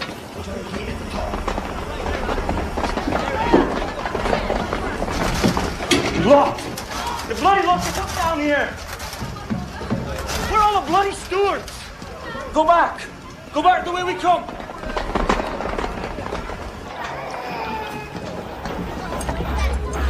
Everything will be all right when we get to America. Everything will be all right once you're baptized in the Lord's church. I'll never be baptized. Of course you will, of course. We will not let an iceberg stop us. We will not. I am damaged goods. Oh, my Lord, girl. You can't give up because some bloody bully forces himself on you. Do you think God will hold you accountable? He tests us in every way. Fight the good fight of faith. Do you think Clorinda Jack goes down with a whimper? Clorinda Jack goes down with a sword. Listen! The water's ankle deep in some of the cabins in the front. Nobody tells us what to do. Aye, we laid eyes on one of the stewards. He said an officer was coming. Well, where the hell is he? We're locked up down here. We must wait. Clorinda, play some music. We must keep calm. Keep our spirits up. Show the children what courage is.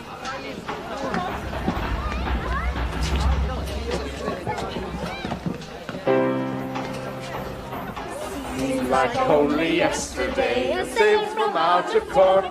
I wonder if from Erin's Isle I landed in New York.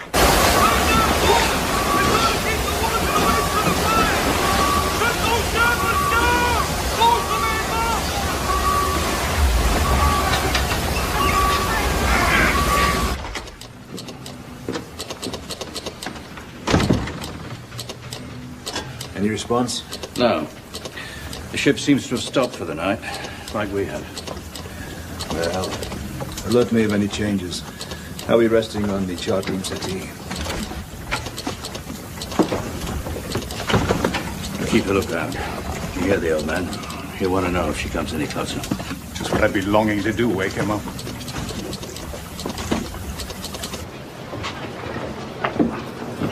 Look what I found. It's so dark down there. It's so cold. Oh, it'll only be for a few hours. There's ships on the way here right now. It would just feel better if we were together. So would I. But the captain was adamant and I gave him their word. To Bolivia. We'll get there, won't we? Next year, we'll be sitting on our terrace in Paz, looking down on all the red tile roofs. With Claire, too. There's something I must tell you about Claire. I love her. Without even knowing her, I love her. Almost as much as I love her mother. Think of the stories we can tell her. We'll look back on this as a real adventure. It's got everything. Action. Danger. Romance. We'll brag about this to our grandchildren. Grandma and Grandpa, we're on the Titanic.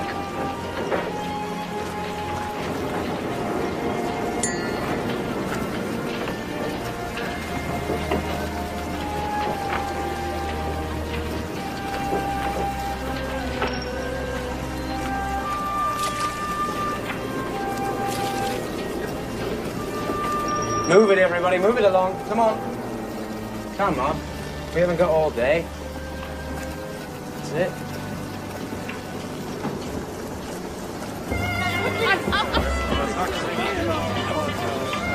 That's what the instructions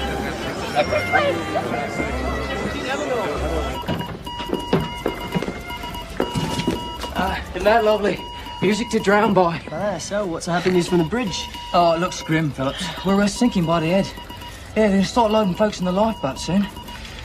So, any word from the Carpathia? Yeah, hours away, but still our best bet. I'm sending out the new signal, SOS. Oh, might be our last chance to use it, eh? Yeah, right. What a sorry sight that'll be, eh? I mean, the classiest ship ever built, towed down by a rust bucket. God, bless her. Keep ahead of them, Captain! We need light, Chief, and power for the wireless. Well, do what you can. Mr. Allison! Mr. Allison! Now, don't you be afraid. Alice is here. I ain't gonna let nothing happen to you. Not this time. Why isn't this lifeboat being filled? Nobody's let them load the boat. See here. Get back with the other passengers. I am the chairman of this bloody shipping line. I want these people aboard this boat immediately. What became of the boat assignments, Mr. Lowe? Nobody ever had any boat assignments, sir. Hurry. If it is serious, you must make sure to get on a lifeboat. We'll take this one. I'm frightened. Stop whining and get in the boat, Lulu. I'm sorry, ma'am, but no dogs. And women only right now, sir. What are you saying? Nobody's going to tell me to leave Charlie. That's the orders, ma'am. Your husband left to wait behind. I am not talking about my husband. I'm talking about Charlie. I'm not going to leave my helpless little dog on a sinking ship. Come on, Lulu. Can't let these few women go alone. You heard me. No men, no dogs. Charlie will sit right here. Thank you. Please, right this way. Watch your step. Right this way. Please, watch your step. We can't fill these boats to capacity, sir. 65 people and they'll buckle under the weight. I say lower them half filled. We can load more people down there from the gangways. No. Too dicey. How long do you think they would last if they went into the drink? My God, man, that water's 28 degrees. Better to take that risk than to kill them right off, sir. You men know how to row? Think so, sir. Good. Then you're in command of this boat. Stand by the aft gangway and be ready to receive more passengers. Aye, sir. Now, are there any more ladies before this boat goes? Me, sir. Me and my baby. Yes, of course. Let one of the men hold your baby while you get in. I'll take him. Yes. Hello. Sweet baby. Just want to get on the boat. I don't want no strangers holding my boy. It's only supposed to be ladies and children. All right, men. Don't let him Let's off. go. Come on. Everything will be all right, folks.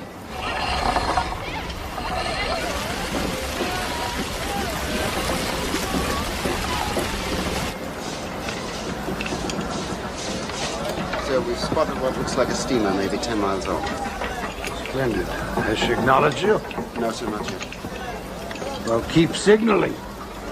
Tell her the Titanic was sinking. Come at once. If she's answering, I sure enough can't tell. Ah, she's too far away. She can't see us.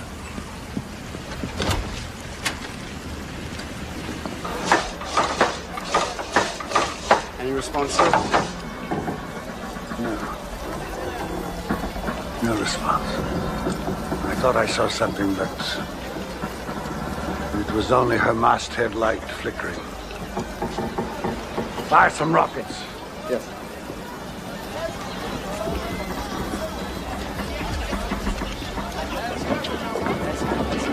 Load away! Load away! If you get the hell out of the way, they'll be able to do something. You're not going fast enough. Quick up! If they go any faster, they'll drown the whole lot of them. You know who I am. I don't care. If you're the bloody Prince of Wales, you move back or I'll knock your teeth down your throat. Don't you point your finger at me, young man. Couldn't have asked for more. They sent me down here to lock up all the staterooms to prevent looting. We got enough. Haven't even started yet. I saved the purser's office till last.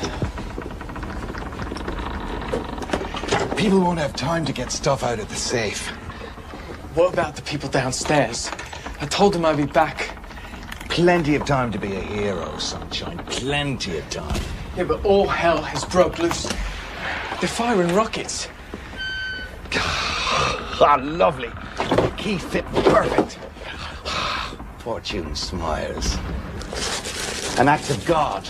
That's what I say. What do you say? I say we stop worrying about how to get off this damn boat.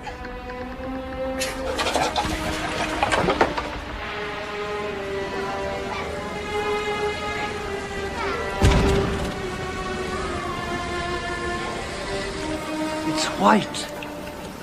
It's supposed to be red for distress. That's all we have, sir. I know. Keep firing them.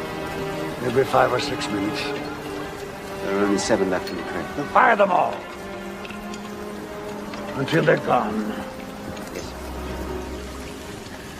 Have a look at her now.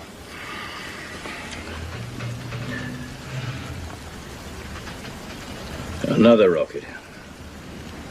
How many is that now? 3? Ship's not going to fire rockets at sea for nothing. Or maybe they're in some sort of distress.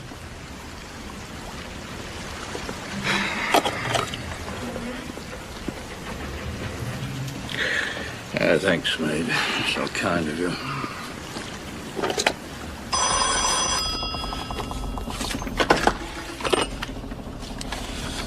What do you want? It's Grove, sir.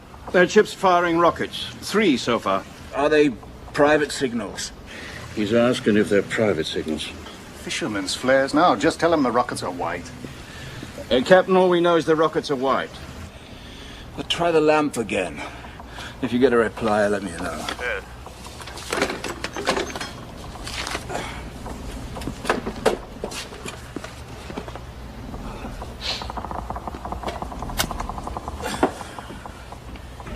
Get your coats. We have to hurry. Trevor. She took Trevor. Alice took him. What? She's crazy. You knew it and you let her stay. Beth, stop. Stop right now.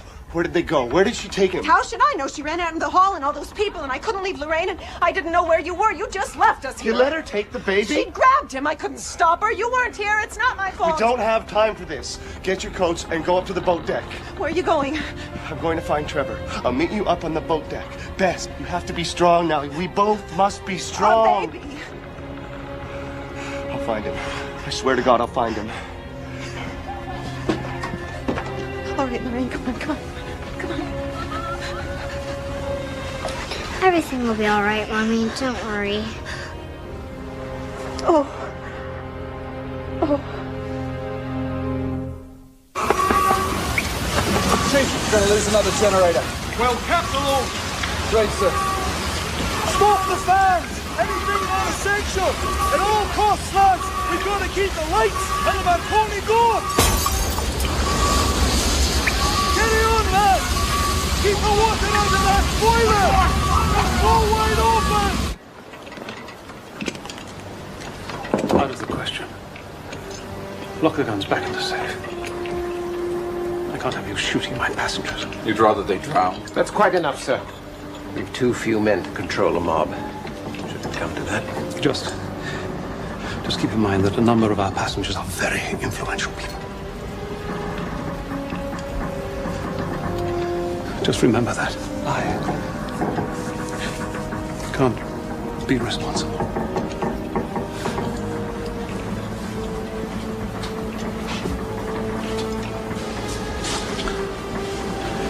So don't offend anyone in first class by blowing their brains out. Mr. Lighthollow. Here. Take it.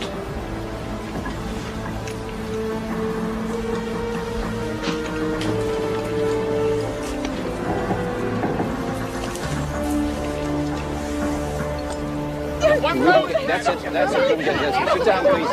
Don't be scared. These boys know what they're doing. That's right. Okay. You're going too. No. Come along. I'm going on good night. Don't take your hands off me. There we go. No! Nobody tells Molly Brown what to do. Rotten scrubs.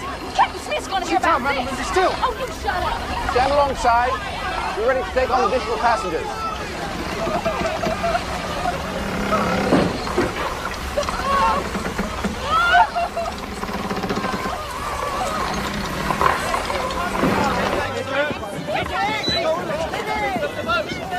My wife is in a delicate condition. May I accompany her, please? No, sir, Mr. Astor. No man is allowed on this boat or any of the boats until the ladies are off.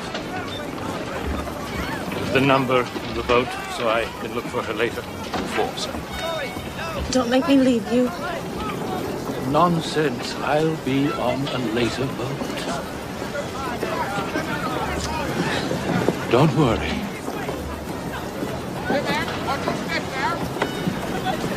Look after her, please. Oh, my life, Mr. Astor. Oh, my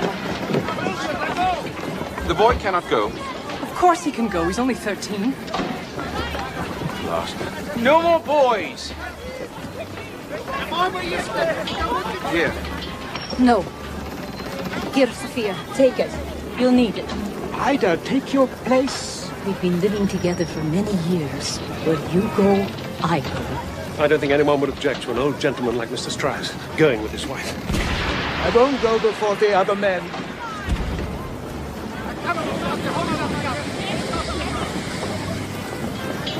I will not be separated from my husband. What am I to do with you?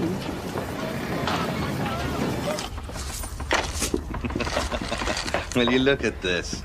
A diamond tiara. And it's a beauty too, Mr. Dickey, just like I promised. Look, down there in steerage, what if they can't get out in time? They could drown. Can't save the world, lad. Not likely. How do I look? We'll cozy our way onto one of the boats. We'll be taking spots meant for women and children. Some poor cows and their mangy kids down in steerage that'll never know the difference. I don't think I could live with myself, taking a woman's spot in the boats. Have you gone daft? Look, I don't think I could live with myself if I didn't try to help. There, take it. It's yours. I'm not going. Have your senses left you? The people down there in steerage, I can't just leave them there. They don't know where to go. There's the Jacks and Osa. You're worrying about your little beach, aren't you? More like a sack of potatoes, if you ask me. Don't worry. They'll get them up here in plenty of time. You can have your turn on her. Mind you, there's been a long line of them before you. You dirty beggar. It was you! You're the one! What did you do to her? What did you do? She was begging for it. No! Crush your skull wide open if I'd mind. But I've got more important things to do. You're a dead duck anyway, laddie. Give it up, boy. You're going down with the ship. Well, in that case, I ain't gonna be needing no tiara. Save yourself, boy. Save yourself! Hey, out of my way! The women and kids still here. Hey, they come and took a group of 25. They said they were coming back for more, but we all want to go now. Hey, get your flock. Follow me. Excuse me. Excuse me. Hey, we have to hurry. Get you out of here. It's too late. No, they're still loading women and kids. You went with them. Yes, but I came back. Look, I told you I can change. I'm here now. I don't want to live anymore. What happened to your faith? Your courage? There is no God. I look for him. And there is no God. I never felt like this about nobody in my whole life. There has to be a God. He brought you to me. Come on. Excuse us. Runterbleiben. Folgt ihr bitte durch die Tür. Excuse me. Please, let us through. I can't open the gate without orders. My God, man. I've got to get this woman on a boat. Look at her. She's been hurt. All right, women and children. Go with the sailors. Go! Now we've got a chance. I'll find you. No, we need you with us. That's all for now. What? Get him through. He's got children. He's got to get his kids safe on a boat. Hey, let my wife through. And my children. It's all right, Billy. We stay together as a family. I'll be back to get you through. Don't worry. Come on.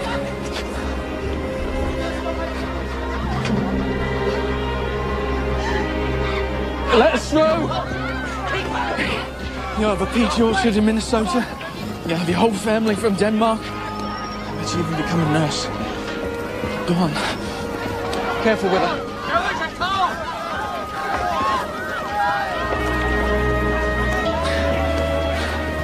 If I get out of this alive, I'll find you. I swear I will. We need help. Can you work a davit? Yes, all right. I can try. Go. What are you doing, bro? Let us through. Come on.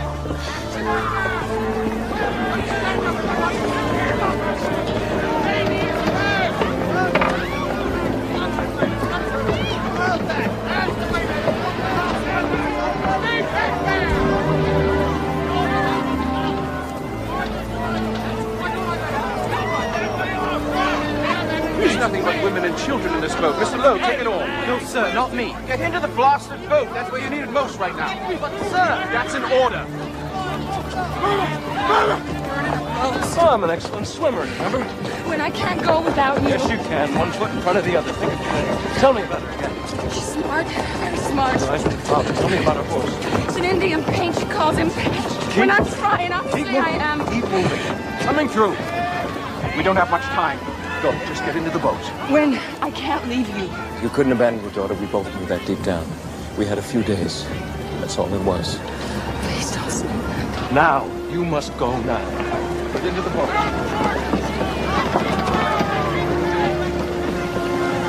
Claire's waiting for you.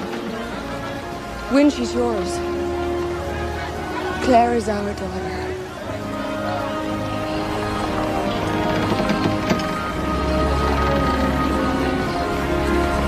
Please forgive me.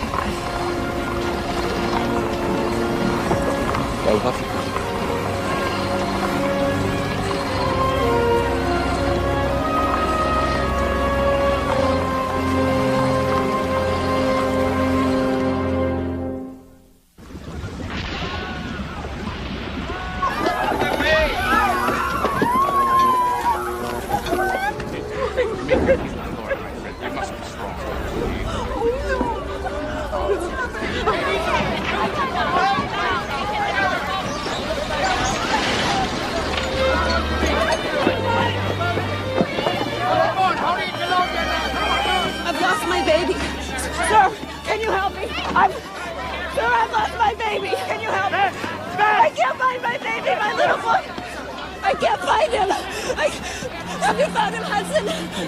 Not yet. I'm not leaving the ship without my baby. Of course not, Bess. We won't go without him.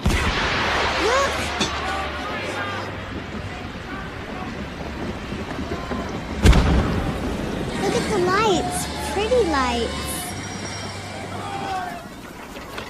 It's the last of the rockets. Why didn't they respond? Damn their eyes! Are they all dead? Ghost ship, we can see them. Are they all asleep? Shut down their wireless? What?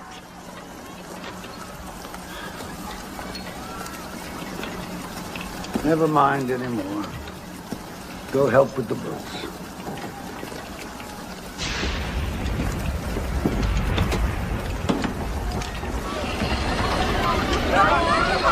Stay back. Everyone must stay back. Everybody back away! No!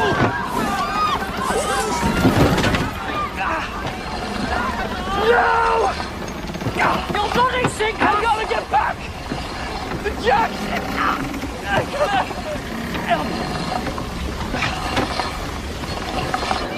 back. Stand back. Stand back.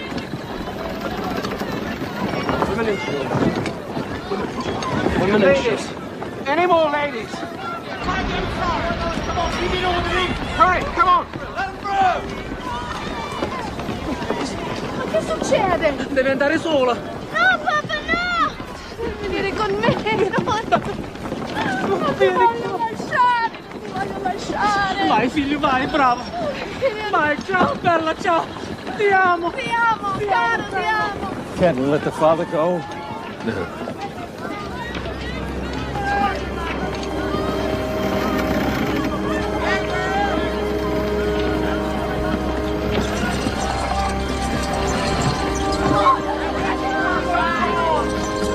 A man! Sitting there just like that! Shameful.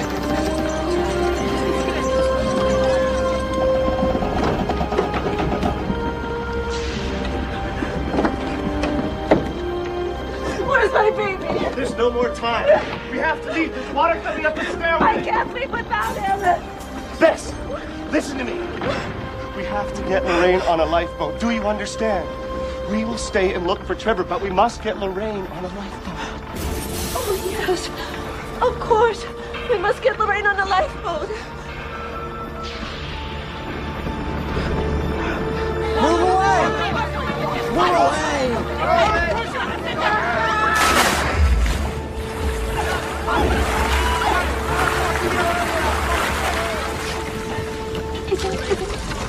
Oh, no, my dear. Well, we must demand our money back.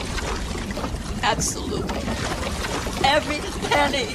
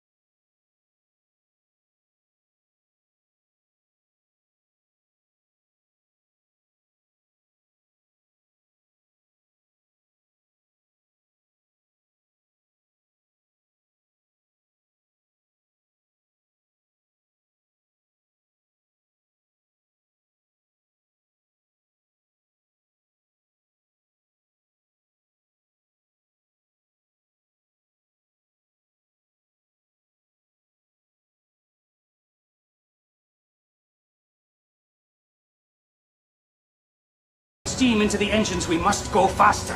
Aye, sir.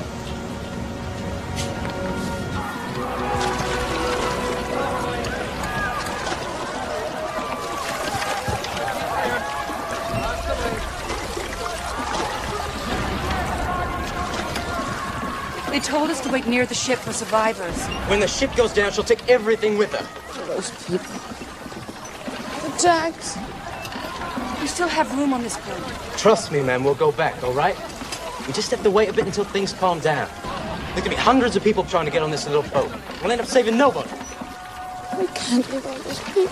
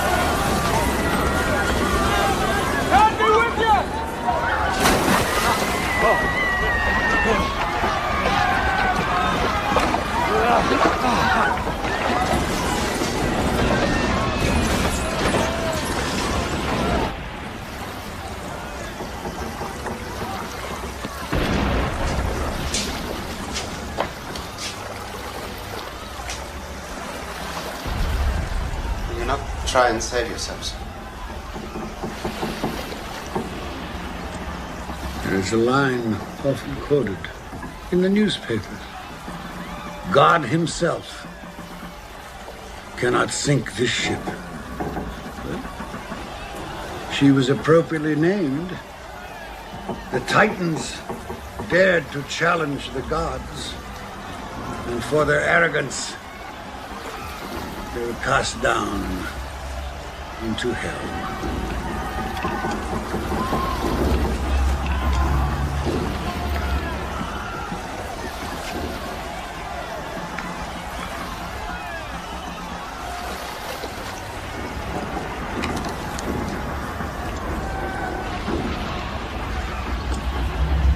Forgive me.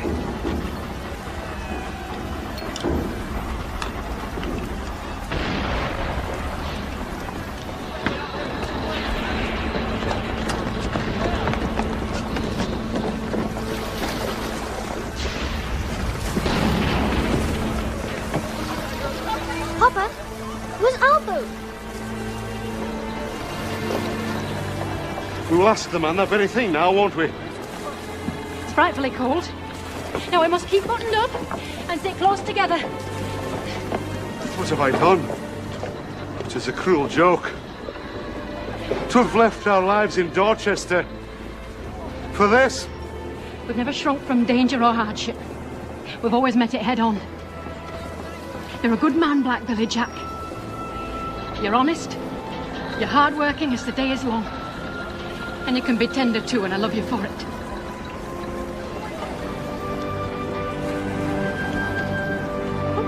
Look! Have you ever seen so many stars? Must be a million. Billion, trillion.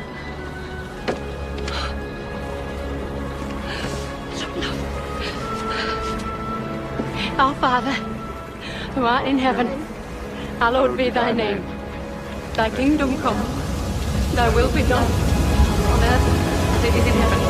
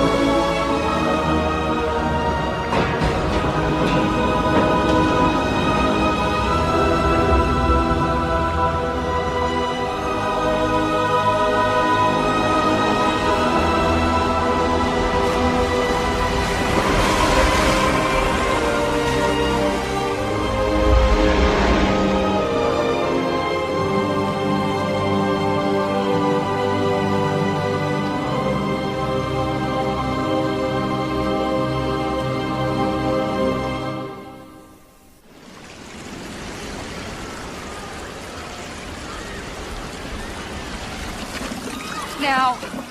We must go back now before they're all gone. Do you hear me? Please, sir. We must go back. It's all right. We'll go back. Come on, let's go. You fools! They'll drag us under. They'll swamp us. He's an animal. He forced me. She's crazy. Get here. Don't let her drown. Leave me be. All of you. Get back in your places. But calm down now. Get back in your places, all of you. You're lower than an animal. Animals wouldn't do this to their own kind. Do you hear me, miss? Can you hear us? Sit down! Do you see me? Reach for the oar, man! I said, sit down!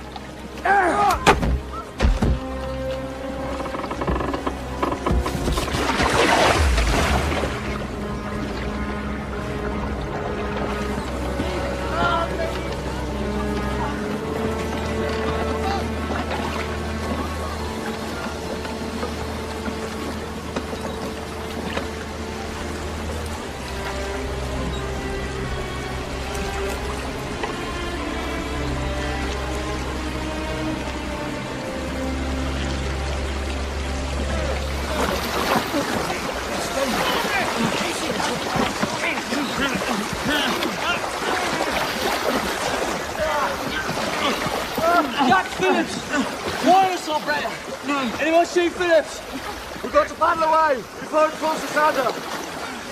Get back! Get! There's no room! Stop! Stop! You'll founder us! Stop at once! This is Mr. Lord Dolan. Keep your wits about you. Now spread out! Even the load! Hang on, old man.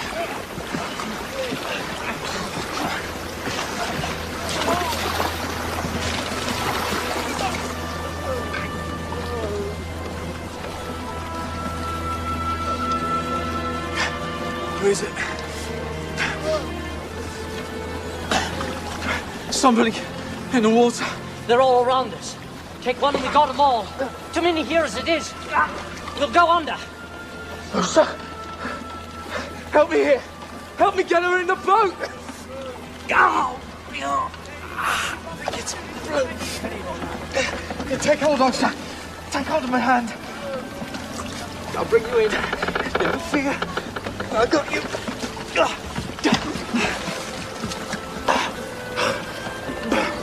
We made it. Just hold on. I never knew nobody good like you. Nobody in my whole damn life. But if I get through this, Jamie Peirce is going to be a different man. Just hold on and don't let go. There's one thing I know.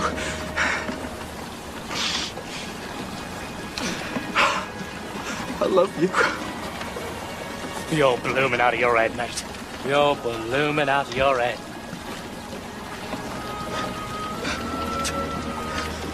Where is he? No, sir. He was here. I know he was. I could feel you. It wasn't a dream. Oh, sir.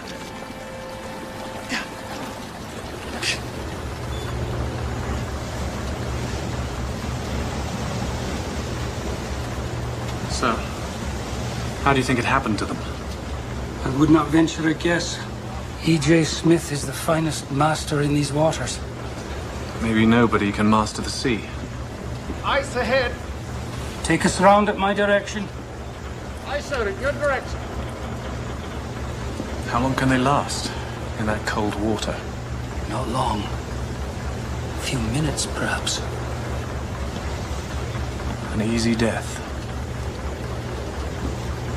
I don't know if there is such a thing.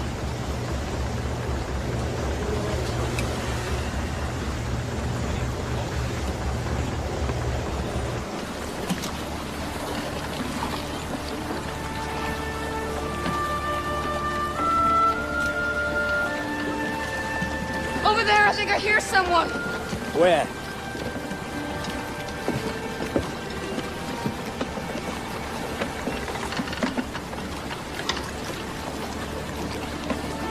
It's too late. They're all dead. Came too late.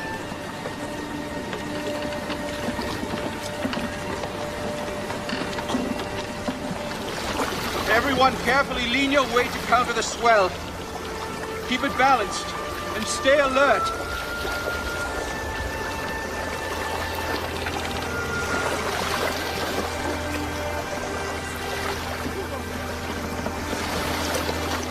Sir! Another's died over here. Can't we push them off to make room, sir? Can you see who it is? The bloke from the wireless, sir. Phillips, isn't it?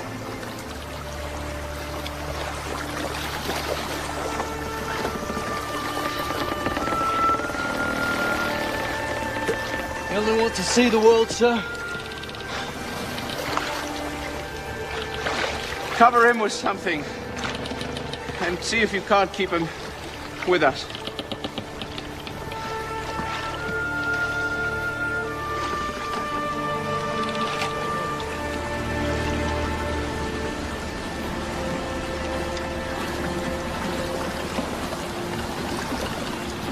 A light!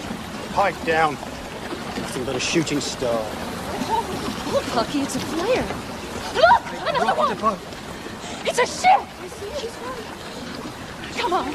Come on, shoot him an oar. I'm not going to die in some rotten little boat. No quiero morir. Mi familia no quiero morir. We're not going to die. Come on. Calm down. Calm down. Listen. There's help coming. There's a ship not far from here. They didn't spot the bloody rockets. Do you think they'll see small boats low in the water? So, we'll row to them, won't we, ladies? Come on, shoot him an oar. You sit here. Hey, you're a strong cuss. You can surely help. Come on. Too cold. You're trembling like an aspen. Here, take this. I'll have none of this. Sit back down again. I'm in charge here. Blasted female. Any closer and I'll toss you overboard. Now, come on. On the beat. 1, 2, 1, 2. They don't see us. Well, let's make them see us. Come on, wave those lanterns around. Find some towels or some blankets. We can put them on the oars and we can set those ablaze. And people, shout! Shout as loud as you possibly can. Come on! Come on! Come on!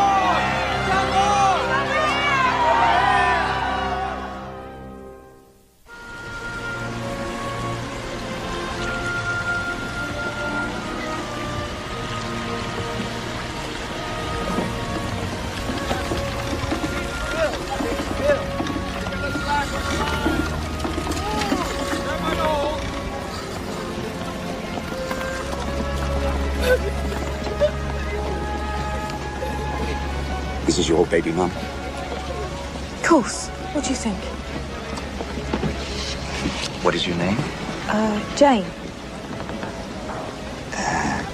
Jane Andrews, is it? And me baby. I'm Ismay. I'm Ismay.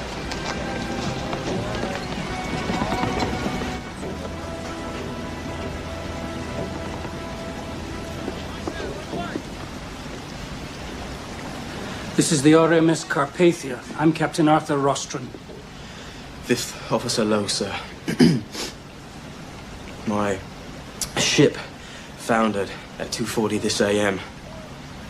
We struck an iceberg at 11:40. How many people were left aboard? Hundreds. Hundreds. Perhaps 1,000. Perhaps more. They've all gone down with us, sir. Do you understand? It's just gone. Go below, lad. Get yourself warm. Yes.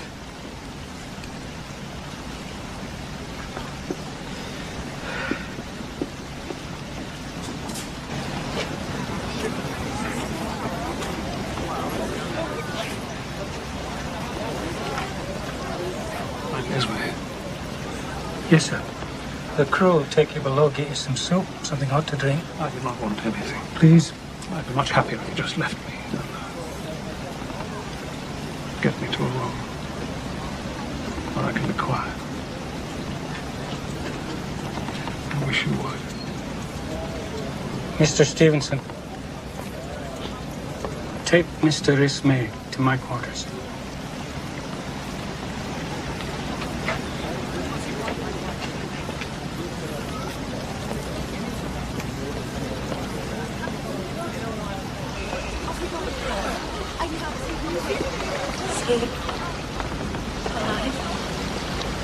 I don't know. Could it be my husband?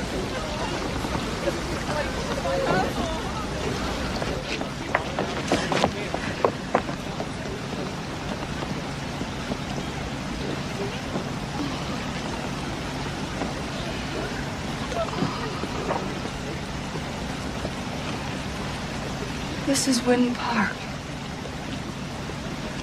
Mr. Wynn Park. He needs some dry clothes, a blanket, and something hot to drink, some soup. He needs a doctor. Is there a doctor? Isabella. Oh, darling. You're so cold. You're so cold. He needs to see a doctor immediately. Will somebody please get me a doctor? He's an excellent swimmer.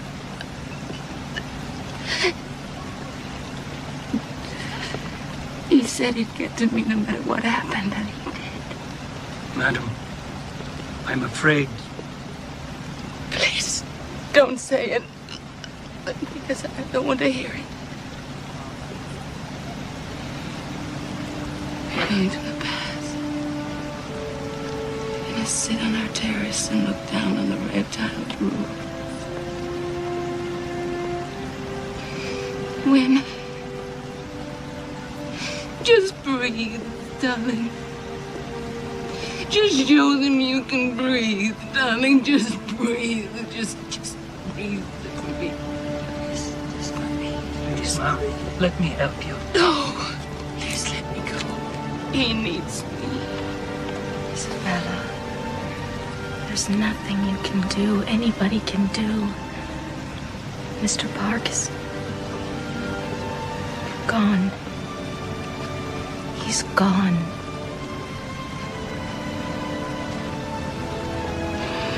And everything is gone. Everything.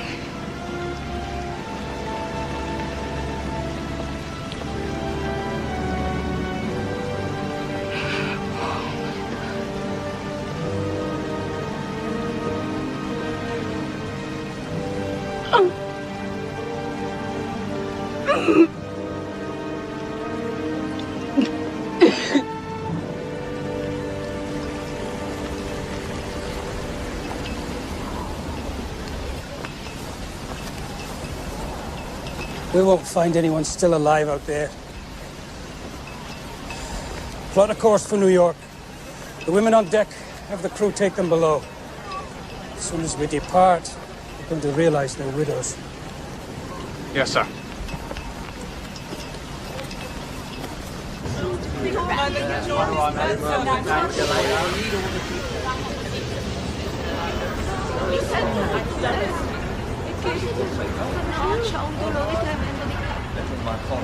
Please go to the captain.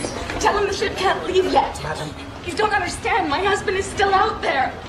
He may be on a raft trying to get to us. Mrs. Astor, we've searched the waters. There are no more survivors. I'm sorry.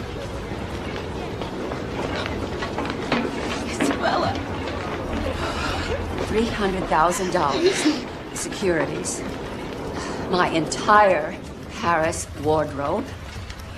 12 pairs of shoes. Good shoes. 2, 3. Your dog? Don't give me that look. He sat on my lap. And Mr. Foley, whose lap did he sit on? How many people were in your boat? How many people? 20, 30, I don't know. We had no room. There was room for 65. I lost everything, too. Look at me. I am a sight. Not even any face powder.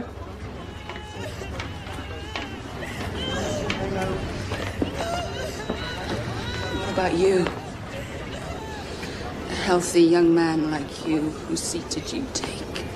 It was an accident. I fell from the davit. How convenient. It's true. God knows I don't deserve to be here. I'd give my life to save one of them lost. I'm sorry.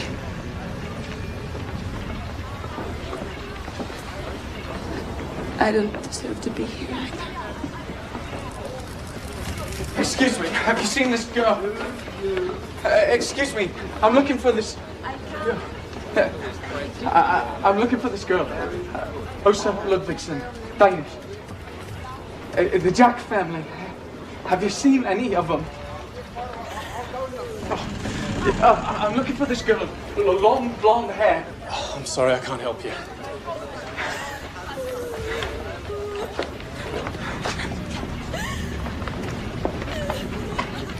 Åsa. I've been looking. You're right. I wouldn't have left him if I'd known there weren't enough boats. Excuse me, ma'am. I thought you were somebody else. I'm sorry, ma'am. He was wearing a red coat and a little Titanic. Doc wants to take my leg. Says it's frostbite. Not gonna let him though. Not about to lose it, right? Now, eh? Just gotta keep it moving. Hey! Hey, can you give me a hand here? You over here! Yes, ma'am.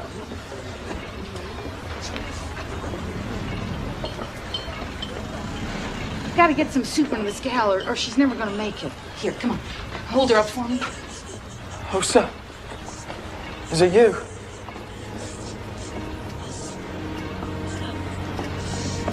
It happened, didn't it? You came to me in the lifeboat. I was trying to keep you from falling back in the water, but I closed my eyes for a second, and when I opened them, he was gone. Honey, you was dreaming.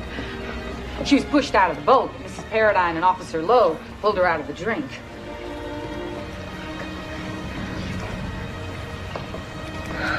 Jamie. It's a miracle. Is there God after all? Yes, and he wants you to drink this soup. Here. You gotta get some nourishment. Go on.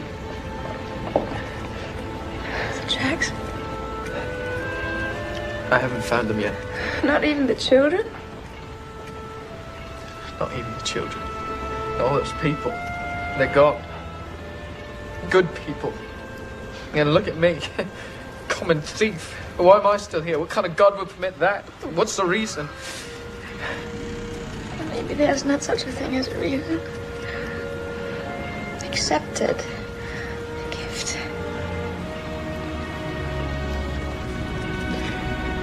Chance to start over. We know that there's hell. So could there be heaven?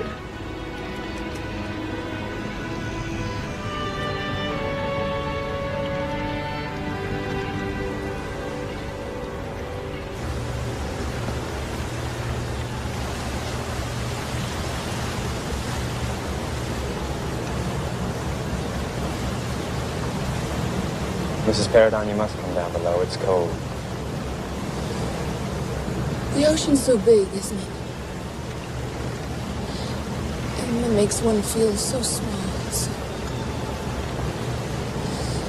insignificant. Maybe it's just a reminder that someday we'll all die.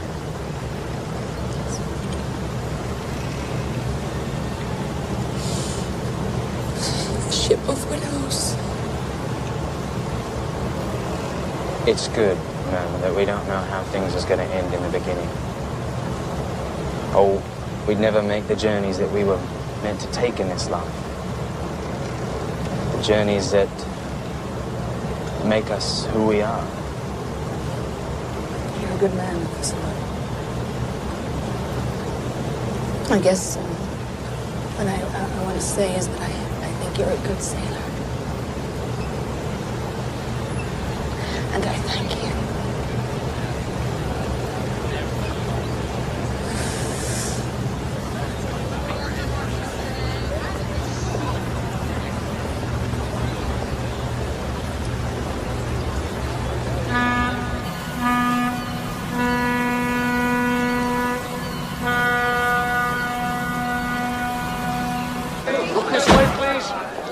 Mrs. Brown, over here. Mrs. Brown, you came through. Well, the Titanic wasn't unsinkable, but I am. How do you feel about the White Star Line? In Leadville, Colorado, where I come from, Mr. Ismay would be hung up on the nearest pine tree. Did you lose much? Everything I own is at the bottom of the sea. But don't mention it. No, the real shame is that those lifeboats left half empty. Mrs. Brown, what are your plans? I'm thinking of running for the Senate. Well, I survived this, I could survive politics.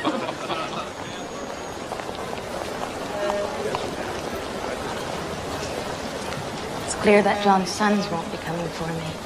Of course they will. So many people out there. What about you, Isabella? Eddie will come, won't he? In spite of the wireless? No.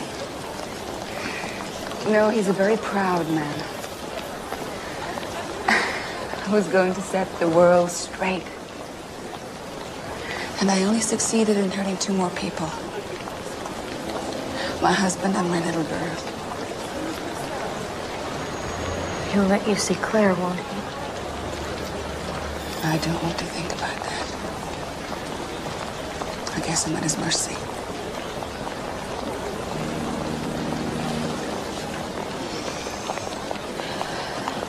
I recognized her from a picture I'd seen in a London newspaper. Alice, now we know who you are. Give the baby to Mr. Allison's brother here. He'll take good care of him. I saved him. Yes, you did. But he's not your child. Come on now.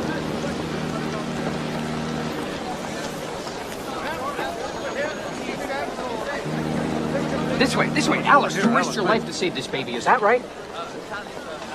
I risked my life. Alice, we understand what you've been through, but can you give us a little smile for the camera, Alice? Pretty girl like you.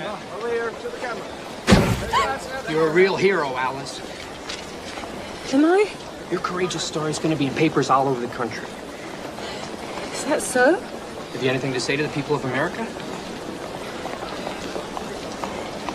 His mother, she'd give him to me. She knows what a strong girl I am.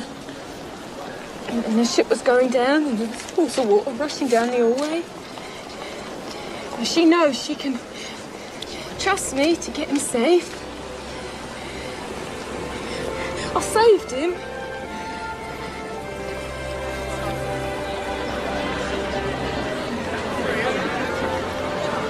They're here. John's sons, I can see them. They're here to meet me after all. It will be all right, Madeline. I know it will. Thank you, Isabella, for helping me through this.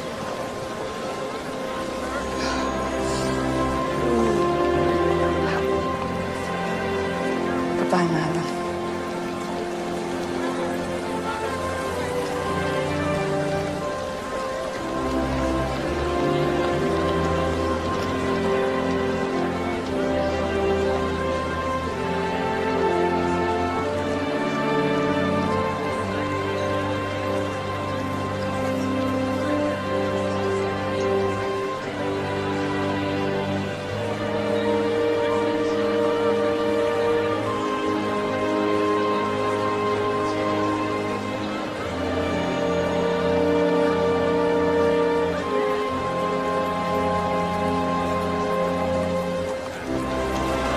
No more sea voyages for me. Figure I beat the odds this time. I'm not going to be testing fate again. Are you still going to California? Actually, I was thinking about Minnesota. I mean, maybe I should join the church. I don't think you'd really like that. I just want to be with you. Start a life with you. a better life. Maybe it's waiting for us in California. No, sir. I don't want you giving up your dream. Well, you have a dream too. About pictures in a box. They have nurses and teachers in California. Peach trees too.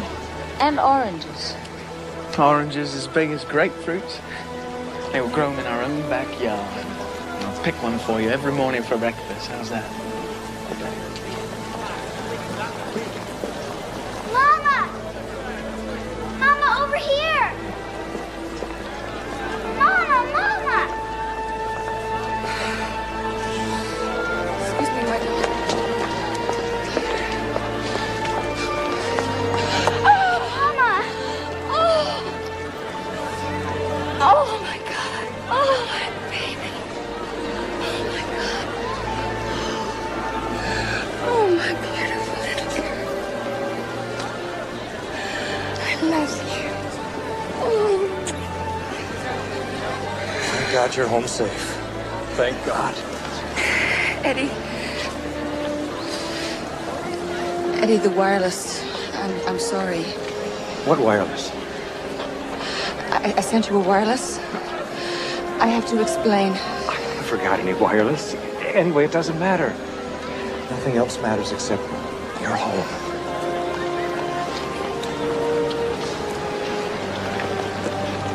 Yes, you're right. I'm home.